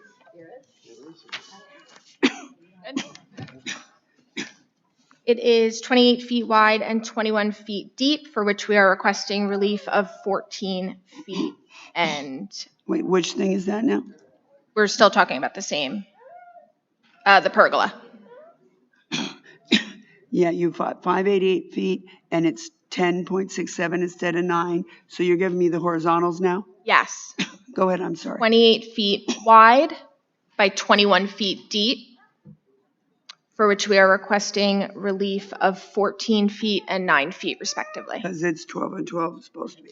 Got it. Pardon my allergy. Go ahead. The proposed pergola has a rear yard setback of 1.43 feet, where 2 feet is required, and for which we are requesting relief of just 0.57 feet. Okay. Now, the outdoor kitchen, which is located underneath the pergola, is 18.9 feet wide by 17.13 feet deep. 18.9 by 17 point. Okay. For which we are requesting relief of 6.79 feet and 5.13 feet respectively, whereas 12 feet is the maximum allowed. That only needs special exception and horizontals, right? Yes. Okay, keep going. The other outdoor kitchen, also underneath the pergola, has a width of 18.5 feet, where the maximum linear dimension allowed is 12 feet, and for which we are requesting relief of 6.58 feet. Wait, what do you mean other outdoor kitchen? The one that we were talking about, the two separate outdoor. One is the outdoor kitchen that you swim up to, and then the other is the outdoor kitchen with the fireplace. Oh, in our thing, that is the counter with fireplace. And it's at the opening of the U, but against the wall, right? Yes. So in here, it's called counter with fireplace. So just stick with that nomenclature if you wouldn't mind. Okay. And tell us that needs horizontals. What are they? I'm sorry. It just needs, the width is 18.58 feet, where the maximum linear dimension is 12 feet, for which we are requesting relief of 6.58. Right. So we've done outdoor kitchen, counter with fireplace, and pergola. Yes. The pool itself is compliant with building code, as is the enclosure. However, the pool equipment is located on the south side of the property next to the existing AC unit, so it's all located in one location and out of the way, and just needs permission to be maintained in the side yard instead of the rear yard. Got it. Keeps it out of the way for the 3 young children. As you can see, Lola is here with us today, but the Abredos do have 2 young boys as well. Right. And then if you did it already, I apologize. Second story addition, open below, right? And you have the shed. Yes. The existing shed addition has an existing side yard setback of 1.5 feet, where 5 feet is required, and for which we are requesting relief of 3.5 feet. Now, do I understand there was a stop work order issued on this case? Is that correct? For the shed. Did you get a stop work order? For the shed, yes. And the shed is attached to the dwelling. That's correct. Can you go from the dwelling into the shed? What's the purpose of the shed? The purpose of the shed is for storage for my small business, as well as equipment for the Little League team that I coach. What's your small business? I do workplace safety consulting for local businesses, so safety training, safety compliance as it relates to business workplace safety. Why does it have a chimney on it? It has a chimney because there's a fireplace that's inside the house, a gas fireplace. And the previous vent for that was on the side of the house, and the fireplace company that we had hired to install that had said that we needed to put a chimney on the top of that, since the previous vent was covered by the shed that we built. Wait, so the house has a chimney going up, a regular brick chimney? No, that's not part of that area, no. There was a vent basically like on the side of the house, like a metal vent for the gas fireplace. It wasn't a chimney. Oh, the house has no chimney on it? Not anymore. We recently converted to a tankless boiler, so we no longer have a chimney. We have a chimney. Did you knock the chimney off? Not yet, but it's Okay, so there is a physical chimney. on the other side of the house, yes. Okay, Where the second story addition is, it's shown to be removed. okay. So now on this side of the house, you have a gas fireplace, if I understand you correctly, that had some kind of vent outside. And since you hooked the shed on there, who told you, the building department or your carpenter, or? This was the contractor that we had been using for the other. He said, oh, it's now going to vent into your shed, so put a vent up?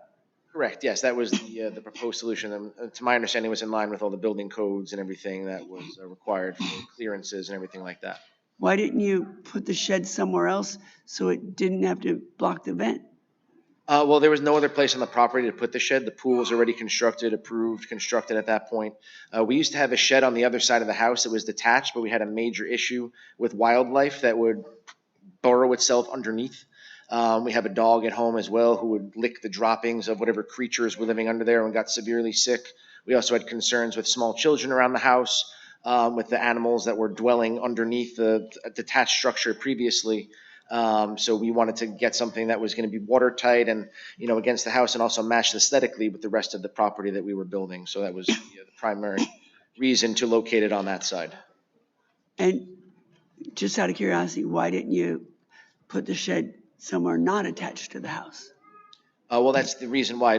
We had a detached shed previously, and we had a lot of issues with wildlife that was burrowing underneath and around the sides of it and everything like that. So that shed was attached or detached? It was detached previously. So you thought attaching it to the house would stop the animals from burrowing under it? Correct, yes. And also making sure that, there was no water that can get in between if we didn't attach it to the house. From what we were told, we would get, water issues potentially and water into our basement with, not being enough clearance between the side of the house and the structure itself. Previously, the shed was located on the other side of the house, but that's where now the air conditioning equipment has since been installed. The pool equipment is over on that side as well. So there's really nowhere on that other side of the house to put any sort of shed, even a detached shed at this point. One of the members of our board who didn't feel well enough to come today did go out and take a look at the structure and had some concerns about, number one, the chimney that's on the shed, its purpose, and of course he didn't know what was inside, and had some concerns about the fact that the proximity to the neighbor of the shed, and I guess there are no gutters on it. There was concern about water runoff maybe being, maybe ending up on the neighbor's yard. Does it have gutters or no? So since we received the stop work order, we haven't touched anything with the shed. When we received the stop work order, the roof wasn't even on yet. So everything that I've had in that shed has since been destroyed because we were trying to follow the town's advice and not touch anything with it until there was a resolution to the matter. And this was about, I would say, almost 2 years at this point since we received the stop work order. Obviously went through the proper channels to hire a professional, to help us through the process and get everything legalized the right way. But we have not since touched that structure. So there's no roof on there. There is water that runs off. But it's my intention if everything.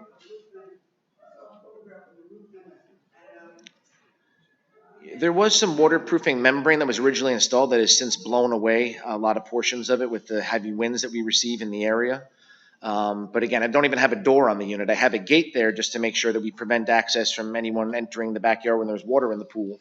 So we had to put a gate there and make sure it was enclosed that way. But I didn't even install a door onto the shed because I wanted to be respectful of the process and, receiving the stop work order, not, touch anything related to a construction or finishing the construction of that unit. What were you told the reason was for the stop work order? Was it merely that you didn't have a permit, or what did the inspector tell you what the problem was? So the inspector told me that the unit was constructed without a permit, which there was some confusion because we had used 2 separate contractors. We had also done, I'm sure you can see looking back at our history, a dormer project as well as another variance for a garage extension that was approved back in, I think, maybe 2022, 2021. And then we had another contractor who was doing the backyard with the pool, the outdoor kitchen, everything that was on those plans. So there was some finger pointing confusion between the contractors as to who had the shed on whose permit. And at the end of the day, there was on either of the permits that we had established everything. So that's where the confusion came in. And unfortunately, things escalated to the point where the stop work order was issued because our previous architect that we were working with before we hired Mark Anthony to represent us did not follow, the proper protocols for reporting back to the town. We got a summons. I had to go to court for, every 2 months or 3 months, the last year or so to give progress updates on everything. So, it nightmare escalated because the previous architect, in my opinion at least, wasn't, properly and timely providing the town with what they were asking for, even though we were more than willing to get him whatever he needed to get us what we needed. When's your next court date? I believe it's next month, May. I can check the exact date. Let me see here. While he checks that date, also in terms of proximity, I know it looks like it's, hanging over the fence a bit. It runs right along that fence, but if you can see on the plot plan, there is an additional 1.5 feet of space where the property line is. It looks like the fence just is on their property about 1.5 feet. Hold on, I'm trying to find it. And May 14th is the next court date. Also, while we're discussing it, like I said, they do have 3 young children. They're trying to make the property function as best as they possibly can. They have spoken with many of their neighbors. I have 35 letters of support that I would like to submit. I'm sorry, what is it? We're looking here. So I said that they have spoken to many of the surrounding neighbors and properties. I have 35 letters of support that I would like to submit to the board.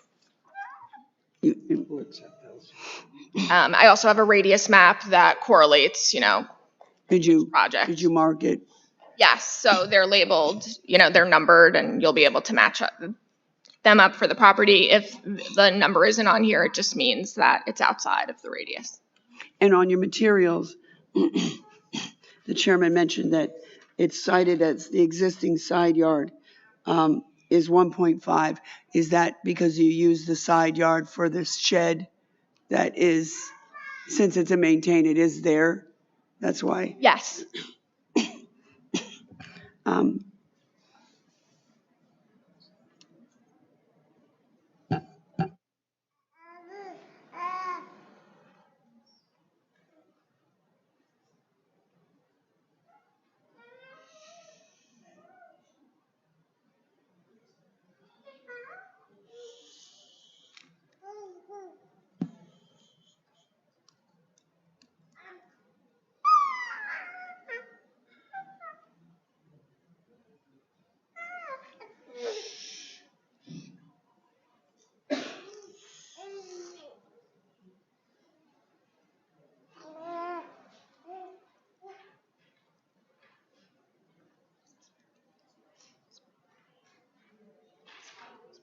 Yeah, it's close.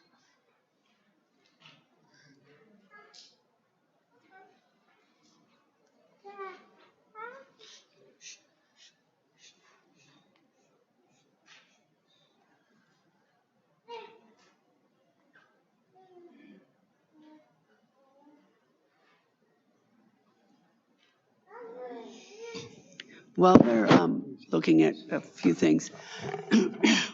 I assume that the shed has power in it for lighting, Not currently. huh? There's no current power in the shed.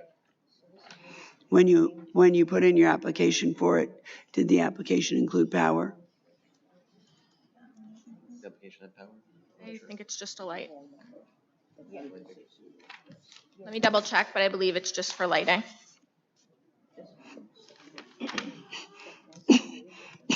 No plumbing, no heating? Yeah, it's just for a light fixture.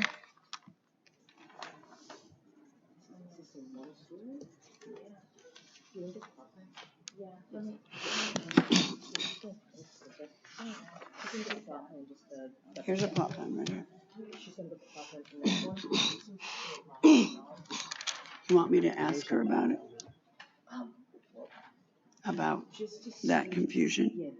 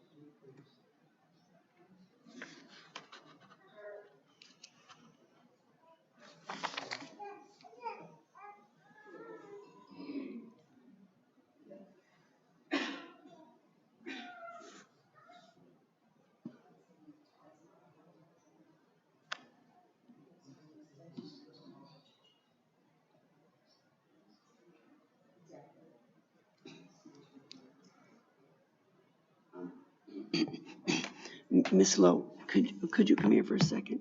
Sure. Keep that, Joanne. 7685. Okay. So can I show her this? So see this front addition, which appears to be a garage, right?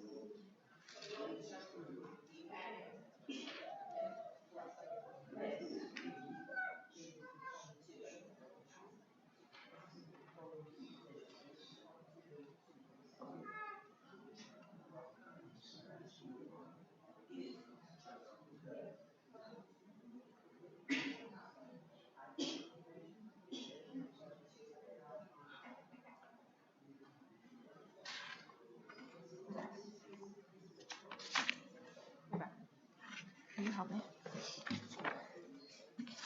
She wants to know how much of the lot coverage is just the house. For just the house? So this divided by So 60/16, you're gonna take, that and divide. no, it's got the pergola and everything in there, so you're gonna take the pergola out. So you're gonna do first floor. Okay, because there's no cantilevers on this property, right? Mm. So it'll be first floor, 1289 okay, divided by. plus, oh, just the first Yeah, floor? Yeah, because I don't think your second floor is, It's cantilevered It is here cantilevered, so then say take the second floor. instead. Yeah, take the second floor divided by the lot here. I can't tell you your exact lot area because that's a quadrilateral rectangle and I can't do the math right now. Got it. Thank you.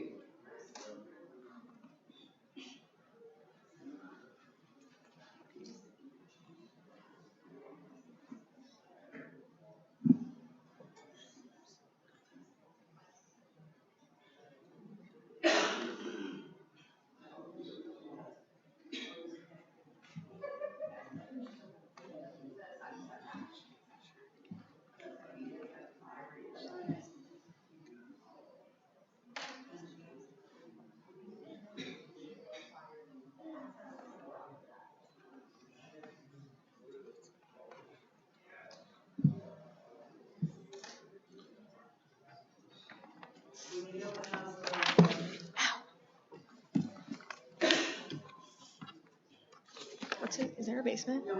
Yes. Okay, what's in it? What's in the basement? Yeah. Is it finished? Finished, yes. I don't. I can't use the site plan. Who did the site plan? There's four people on it. It's us, it's Todd O'Connell, No, it's I'm talking ASB. about like, what I'm saying is that this one here, Mm-hmm. he didn't dimension all the porches, so I can't even. You know what I mean?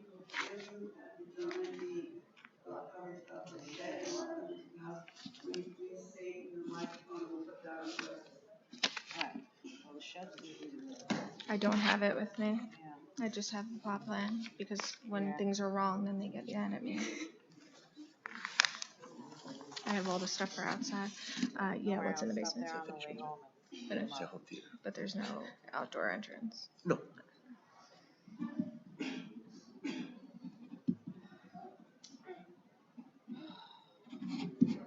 Forgot. Wow, it's been a while.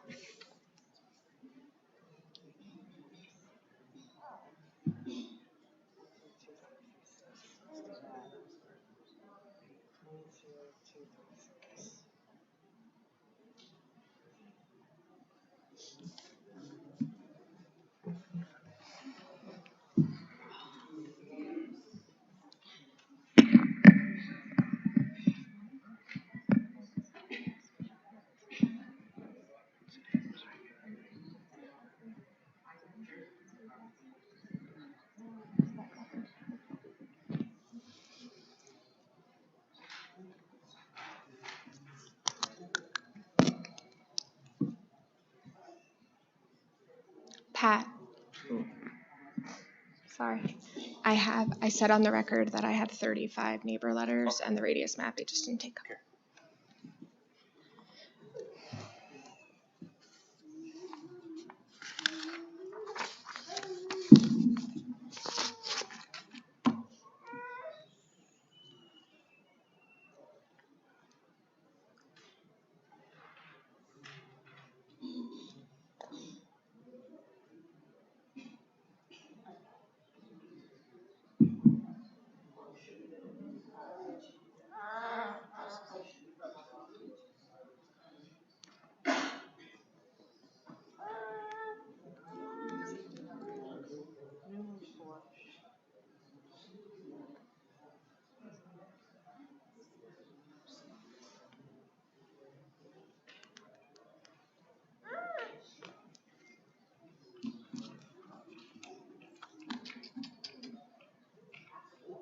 Did you guys go all the way to the end on this? This one? 22-236 is this variance to construct a one-story addition. That was our garage we had previously got the variance for. Okay, but you guys got the decision and Yeah, everything? we got the decision, we got the permit for it. There it is. But you haven't closed it out, but the permit was issued? Permit was issued, I don't know if it was closed out, but it was issued for sure. I want to say that was constructed back in 2023. Oh. I don't know why you'd need an extension of time. It's already a permit.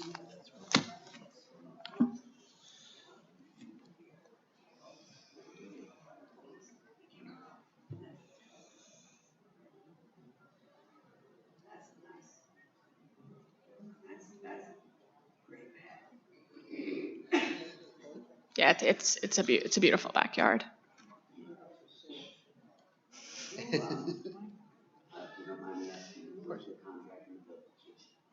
The contractor that built the kitchen was That's okay. JAS Aquatics. No, I'm asking because I'm just curious. JAS Aquatics. Aquatics, yeah. They did the kitchen stuff too? They did the pool and the outdoor kitchen, yes. Where are they at? I believe they're out of Huntington. We're happy with the work. Very happy. One of the ones that, you know, We had a lot of contractors that we brought in for the work. A lot of contractors refused to quote us even for what we were asking for. It was also around COVID, so there was a lot of backlog. Okay, I think we finally have our numbers. Now, this is just the house, excluding any of the accessory structures, which meets what was on file for the previous variance for the addition that was done in '22, which is 25.55%. With the addition in the side yard that is being used for a shed, that's an additional 2.06%. Wow, the two lays got it right. They both calculated it. Then please make note that there was a building permit issued for a pool. There was never a building permit issued for the outdoor kitchens, and the outdoor kitchens were started without a permit. Yeah, they're here for the outdoor kitchen. The original stop work order was issued for the shed. Right, because it didn't have a permit, right? Right, because it did not have a permit. A complaint was filed into the department, and then our zoning went out. So it was not part of any inspection for any other building permit. Okay, may I ask you, I think you heard that they have an indoor gas fire. Is it a gas fireplace or electric fireplace? For which there was some sort of venting out the side of the house. When they stuck the shed on it, the contractor, I guess, in his wisdom, suggested that they put that, have you seen a photo of the kind of chimney that's a round circle with the thing on top of it? Was a supplement filed for anything, for the relocation of that chimney or a building permit? I'm just asking you. Because I don't see anything on file, nor do I see it on the drawings for the shed. Okay, so when you applied for the shed originally, you submitted drawings, right? And they didn't include this contraption above it. That's what you're saying? Correct. And if they want that, they need to file for that? Because I'm just wondering, my Well, original question. it should be, since the shed is attached to the house and it's being filed as attached to the house, it should be on those drawings. There are certain clearances that are required in the building code, so it should be on those drawings. My question to you is, if that thing had been included in the drawings, right, and it was properly here with that, in the process in general, would there be a scenario, would that normally be looked at by a fire marshal or someone? It's going to be who would looked by pass on our the safety department. of that? It'd be in our department, we would be looked, the residential fireplaces and chimneys are under the auspices of the Department of Buildings, not the fire marshal. So you're saying that this Should be on the shed drawing so we can indicate that it's located in the correct spot. Could I see that, please? I'm sorry, Joanne.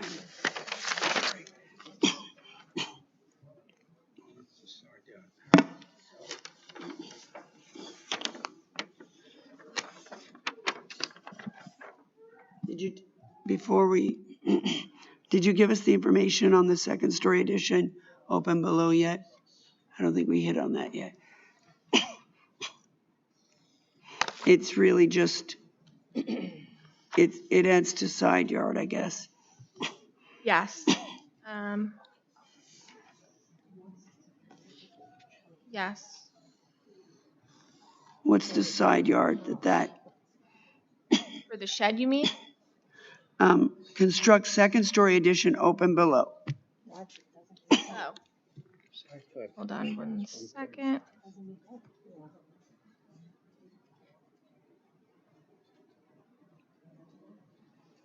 I just don't think we hit on that yet. Don't believe we did either. But hold on 1 second. I just don't see the dimension on my plan. It also appears that from the photographs that the location of the flue may not meet the residential code for clearances. So we're gonna have to figure out something after we hear about this. Maybe it's like putting it on reserve or something and you go back on the shed. I don't know. We'll have to figure it out, but. Decision. Well, that's another good idea. No, this one I want. You said we have to touch on this, but I don't see that we have a problem with it.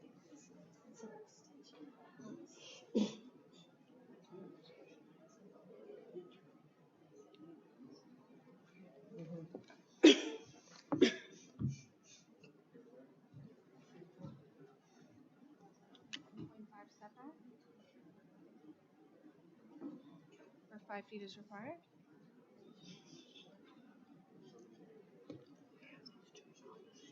And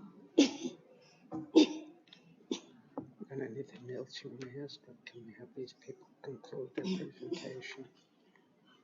See, most of this is. Oh, she said something about side I yard. don't believe any individual For this. structure is that egregious. Yeah, we. But I think the caption of all of them, I think this is probably his problem. Yeah. All I wanted her to do is give us, she hasn't given us any information on this, and then I have to. Where is it?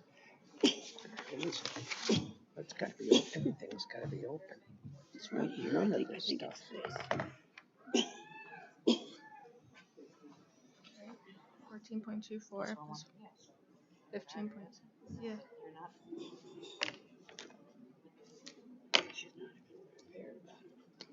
She never is. I already marked this.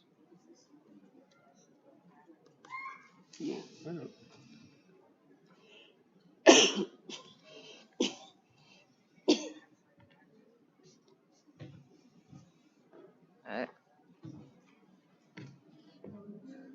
Substandard. Sorry. Mr. Mata, can I approach?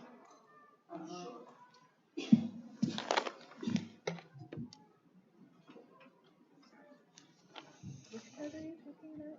That you're asking about right now? Variance lot area occupancy.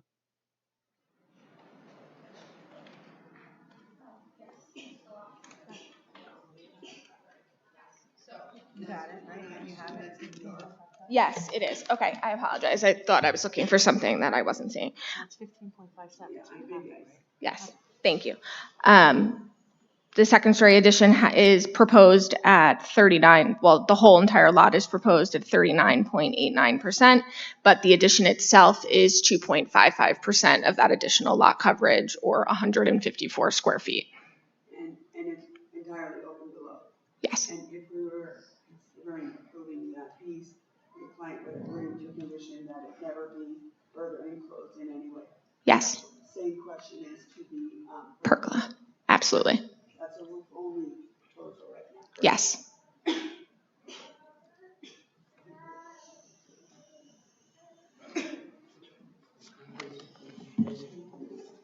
For now. Okay. We have some people who are here in opposition. We're going to give them the opportunity to speak. Also- Ms. Lowe, we are gonna need you to correct at least that. That plot plan with the application number? Yes. Absolutely. On the new plan, and anything else. I can get that later today. Also, while we were all talking, I did submit the 35 letters of support as well as the radius map to Pat. We've taken those in evidence. Awesome. Where's the sign-in sheet for you to We got operator. Okay, Mr. and Mrs. Von Sina?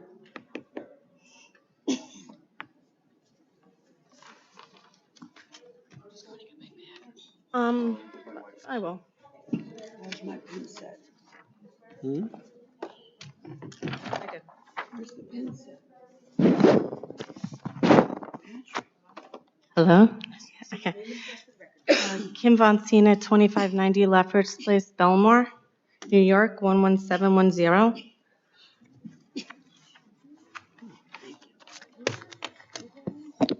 Von Sina. Boncina. Go ahead, ma'am. Okay, our concern is with the attached shed.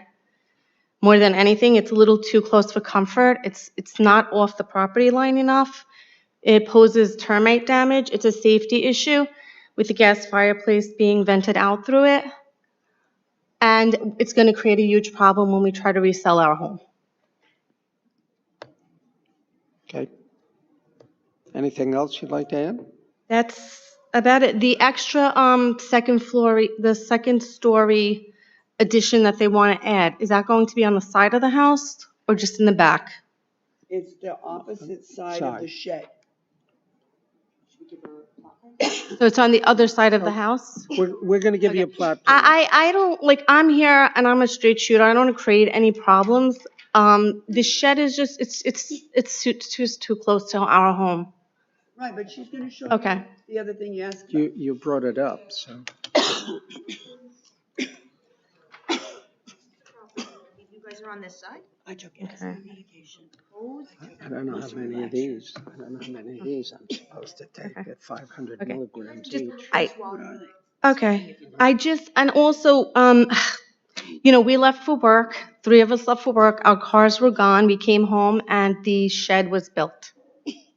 So there was no discussion right at the property line, even given or take an extra foot, it's still not far off the property line. No, It was actually built standing on our property. That's how close it is.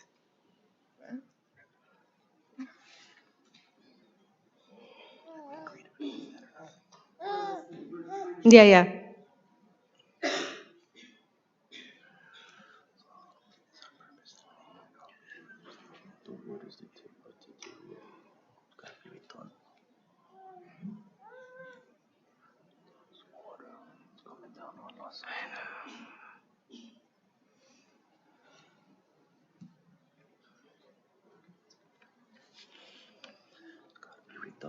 Mm.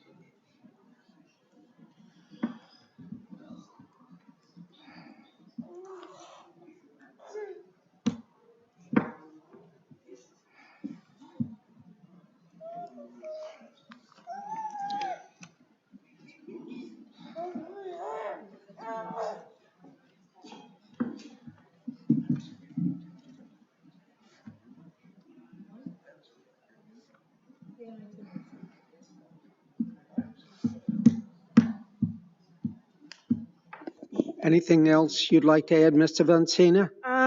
The construction of the additional pergola, like the way our backyards are, there's a good chance that that pergola is going to be well above my fence in the backyard as well. Have to be 9 feet. The shed's of the primary concern. That's why we're here. Understood. Okay, thank you. Thank you. Would you like to add anything else? The water damage. If the Got it. shed it's completely water damaged. Okay. Yeah. Just to address a few things. I know that Ms. Vancina mentioned that it was done when they weren't home. There was no malintent, as Mr. Abrado previously stated. There were 2 other people involved in the project before our office came on.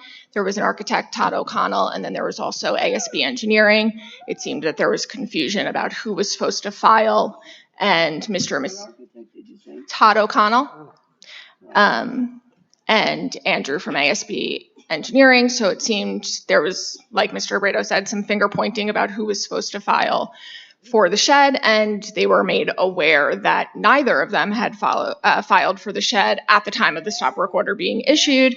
Again, any damage that's now existing on the shed is a result from the fact that no work has continued on the shed since the stop work order was issued. All of the other items that they had filed for, they had previously went for a variance for, so there was no intention to purposely leave it off. Also, it is not on the neighboring property or hanging over the neighboring property. There was a survey done that shows that, while I know most people believe that the fence is the property line, the property line is an imaginary line essentially, and it is 1.5 feet from the property line. So, I'm sorry to interrupt you. Hold on. If I'm looking at this correctly and understanding it correctly, your client's fence is inside the property line. yes. So theoretically, they could have their fence relocated to the property line so that it feels That would make sense. less like it's not on their property. But theoretically, you're supposed to be X amount of feet off the property line, correct? Yes. Okay, that's my understanding. Yes, I just wanted to be clear. I mean, that it's not generally hanging over lawyers the would say property. put your fence on your line. 100%. The fence existed prior to them Not a lawyer's. putting that up. So when they found the survey, that's when they realized that the fence is about 1.1 foot to 1.5 feet. It does slant and become more on their property as it goes back towards the rear yard. Actually, your client's fence isn't on the property line on either side. Yeah. Might consider moving it to your property line. Okay, I think I know. Any other questions from the board? If not, do I have a motion? Right ahead. Mr. Abrado, everything that you're applying for except the third story, construct third story accessory is already there. It says maintain. And you say on one hand, you said this contractor didn't apply for a permit, then the other contractor didn't. There's always a story. So to me, in the town, it's not the town of Hempstead's fault that you haven't applied for permits and do things without getting permits. Because ultimately, it's your responsibility. You're the homeowner, correct? Of course. Yes. Okay. I just want to mention also that my understanding we had an application that was approved for the outdoor kitchen. We might have to look at the exact permit number. It says your application says maintain, which means it's there already and you're applying for a variance. So I'm just making a point. We don't have to get, exactly technical. In other words, obviously here you build things without a permit. Well, the only thing that was built without a permit, my understanding, was the shed structure, because it is a bigger point. The pergola is not yet installed. Hold on. Hold it. Only one person can talk at a time.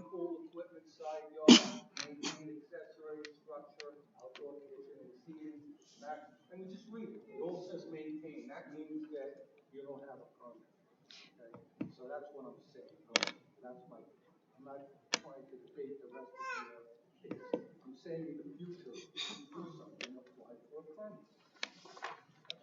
Okay. Anything else you'd like to add? Any other questions from the board? Not, do I have a motion? You folks are done? Okay, I understand that they're stating they have 35 letters, but just please understand that I look out my bedroom window and I'm the one that's seeing the shed. We understand. Understood. Thank you. Thank you for your time. Sir, wait a minute. You look like you want to say something? In the process, No, wait. Sir, raise your right hand. Do you swear or tell the truth, the whole truth, and nothing but the truth, so help you God? Yes. Please state your name and address for the record, sir. Victor Bonsina, 2590 Lefferts Place. Since the work stoppage, the shed is being destroyed by the Elements. outside elements, You said that. and the parts are falling into our side. There's water runnage going into our side of property also. Okay. That's our concern. Okay. They've been doing the work on the shed on our side of the property without even our knowledge. Okay. Thank you. And with that, Mr. Chairman, I would move that the hearing be closed, that the matter be placed on the decision calendar. Everyone who has signed in on the case will receive a copy of the board's decision by mail once it's rendered. Thank you all. Have a nice day. All in favor? Aye. Opposed? That concludes the morning calendar. We'll take a 10-minute break and then come back and hopefully do some decisions if the board so desires.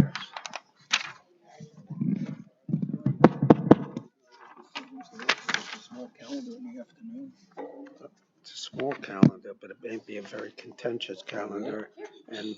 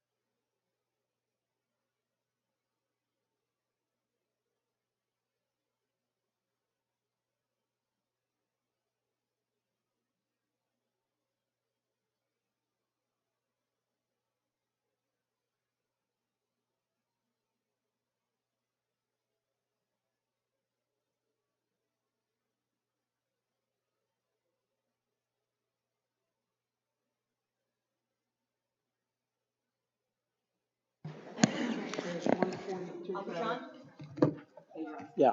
Case 140 of 2026, Levittown Chamber of Commerce, amusement ride, special event. Duration May 21, 2026 through May 25, 2026. Property address is parking lot L2, Hempstead, Town of Hempstead parking lot in Levittown. Do I have any comment? That was granted from the bench. Correct. 5 years. Case 128 of 2026, Levittown Miller Realty Associates renewal of a grant to maintain a detached illuminated ground sign, overall size 276 square feet, overall height 20 foot, setback 11.9 feet from the property line, property address 3501 Hempstead Turnpike. Do I have any comments? If not, do I have a I have a motion? motion on case 128 of 26, Levittown Miller Realty Associates, a renewal of a grant to maintain one detached illuminated ground sign be granted as requested, 5 years, same conditions. Second, I second it. all in favor? Any opposed? Christina?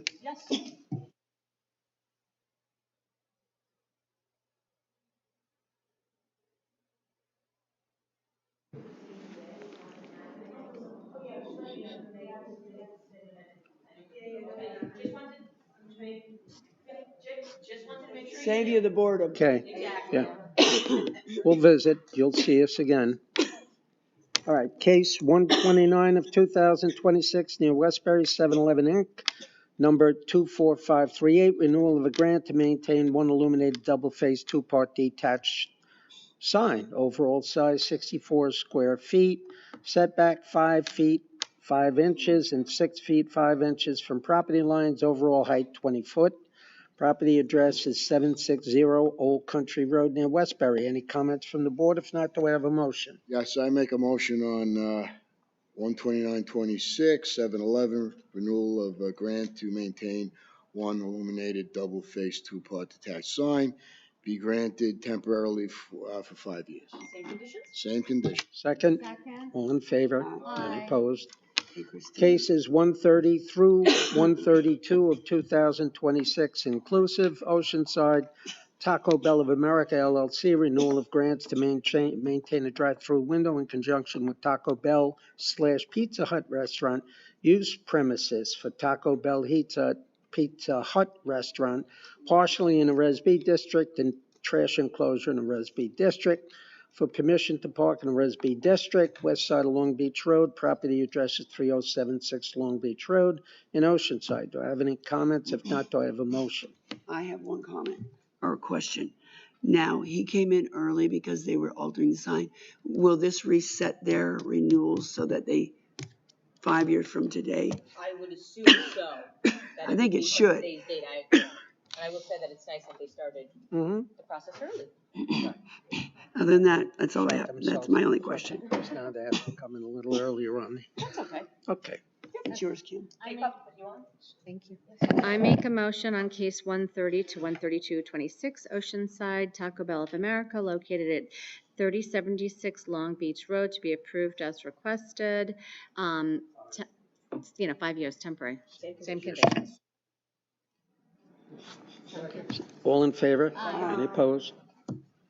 Okay, next case, 133 of 2026 near Westbury, Carmine Petty Family Trust. Variances, side yard aggregate, maintain the dwelling on a lesser lot. This was the very large lot. Any comments from the board? If not, do I have a motion?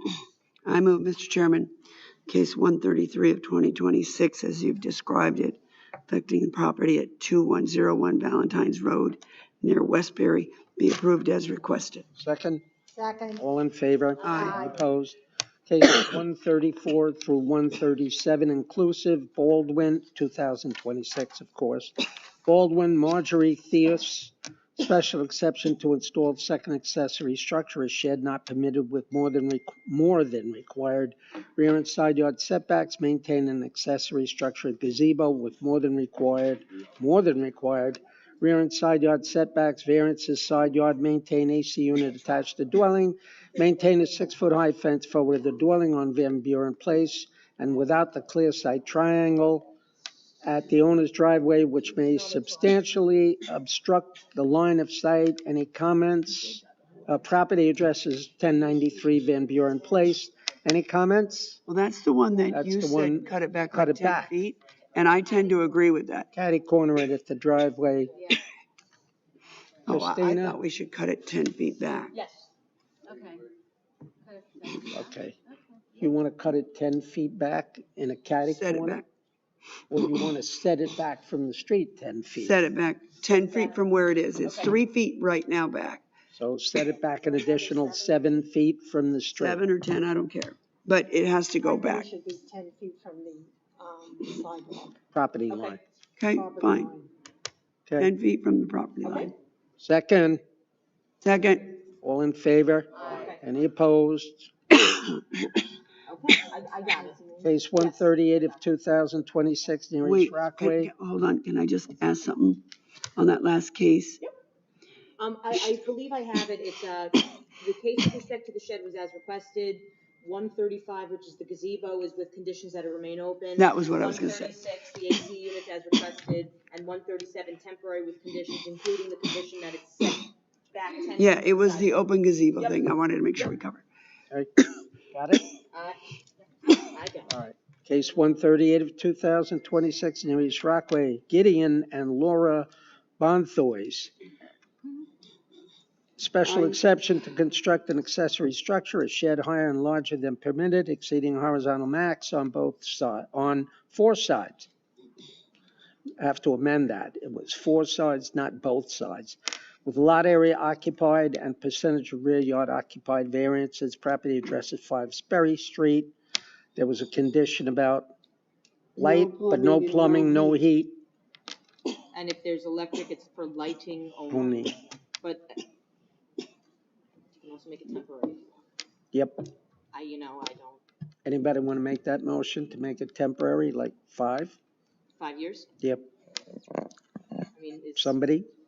I make a motion on file number 138 of 26, Gideon and Laura Boothys, special exception to construct accessory structure higher and larger than permitted, be granted temporarily 5 years. Yep, with the conditions that there's no, electric is only for Well, lighting, with- no plumbing, no heating, no habitability. With conditions that no lighting, no electricity, no I got it. heat, whatever. Second, all in favor? Every time I said to him, no plumbing, he goes, yeah, they don't want to go to the bathroom. Yeah. 139 of 2026, Wantor, Diane and Carmine Accordino. Special exception to maintain a shed higher and larger than permitted, exceeding horizontal max, and with less than required side yard and rear yard setbacks. Property address is 324 Twin Lane. Any comments from the board? If not, do I have a motion? Yeah, I make a motion on 13926 Wantor, special exception to maintain a shed higher and larger than permitted, and it be granted as requested. Second, all in favor? Aye. Any opposed? All right, case 141 of 2026 in Westbury, Karina A. and Peter K. Pham. This is a big one. Variance, side yard, maintain 2 AC units attached to a dwelling. Property address is 43 Martin Lane. This is a substantial variance. Any comments from the board? If not, do I have a motion? I think I'm going to make a motion on this case, 141 of 26, near Westbury, Karina and Peter Pham, located at 43 Martin Lane, be approved as requested. Second, all in favor. That was a tough one. That's the one, that was Mindel's case. It reminded me, so the story behind my comment about, it reminded me of when I was a young lawyer. I took a case in Staten Island. I would always ask, my father would always say to me, I can't believe you took this case in Staten Island. And I would say to him, why do you say that? And he looked at me and said, you'll find out. I will never take another case in Staten Island as long as I live. But to come from Connecticut, from Never Never Land, to present this case, I guess. John, He said one time he said he had a lot of cases to take care of. Yeah, Lindenhurst. He had to go to Lindenhurst. On the Point Lookout case. That's a hot neighborhood. On the Point Lookout case, Yeah. we talked about the rear yard in terms of it's not barely moving the house, but that second floor deck. But I noticed in the plans afterward, the third story, which is supposed to be 25-yard setback. 25 foot. I mean, it extends way out. So I asked Becky, and they need a variance for that. We don't really have a record for that. Okay. So I just would like to hold that till we Got it. till we have Becky All right. back here. So Let's- we're gonna, we all have right, to also so- confirm that they paid the additional fee. Right. But she wants to hold it or to speak to Becky. So let's do case 142 of 26. That's Borchik and J.D. Kersey, Variances, lot area occupied, front yard average setback, construct addition and second story addition with cantilever both attached to dwelling. That case is 2087 Larch Street in Wantor, and that has been adjourned to April 28th at 11 a.m. It was 22nd. April 20, April 22nd at 11. 22nd. Which one? Oh, what was I 11:22. thinking? Oh, okay. You did that, K-Pop? Okay. Case 143 of 2026, Point Lookout. We're going to hold that case pursuant to your request. Okay, case 144 of 2026 in West Hempstead. I'm going to hold that case. I want to re-inspect it because I remember it was on a hill, but I just want to double check. Okay. Case 145 of 2026 near Valley Stream, Delroy Baxter. That was another heavy one. Variance, lot area occupied, construct an addition attached to the dwelling. Property address is 890 Edwards Boulevard near Valley Stream. Do I have any comments? We better not. If not, do I have a motion? I would move, Mr. Chairman, that case 145 of 2026, as you've described it, affecting the property at 890 Edwards Boulevard near Valley Stream, be approved as requested. Second? Second. All in favor? Aye. Any opposed? All right, finally, case 146 of 2026 through case 151 of 2026.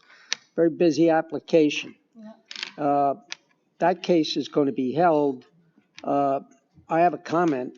Maybe each individual piece is not overly burdensome, but the totality of all the applications, I think, is a wee bit problematic, but that's my opinion. I think that, I think we're all going to go look at that one. I really have a problem with that shed. Me too. The shed should be, yeah. Okay. I mean, if you want to make a motion, because I think that's the real problem here. So if somebody wants to make a motion, let's make the motion.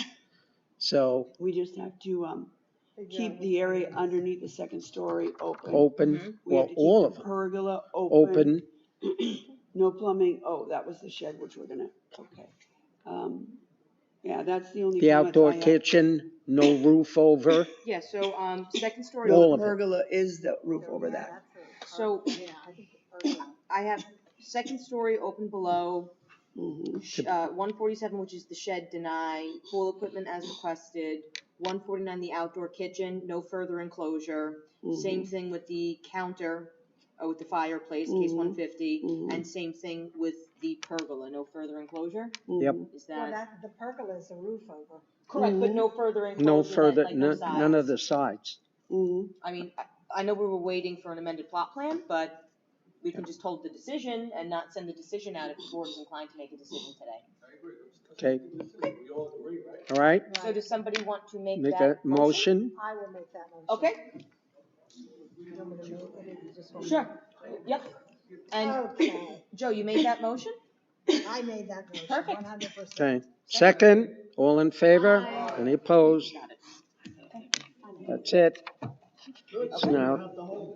No, no, Do you want to hold the reserve until after? I do. Okay, we're gonna hold the reserve until the afternoon. Motion to close? Motion to close.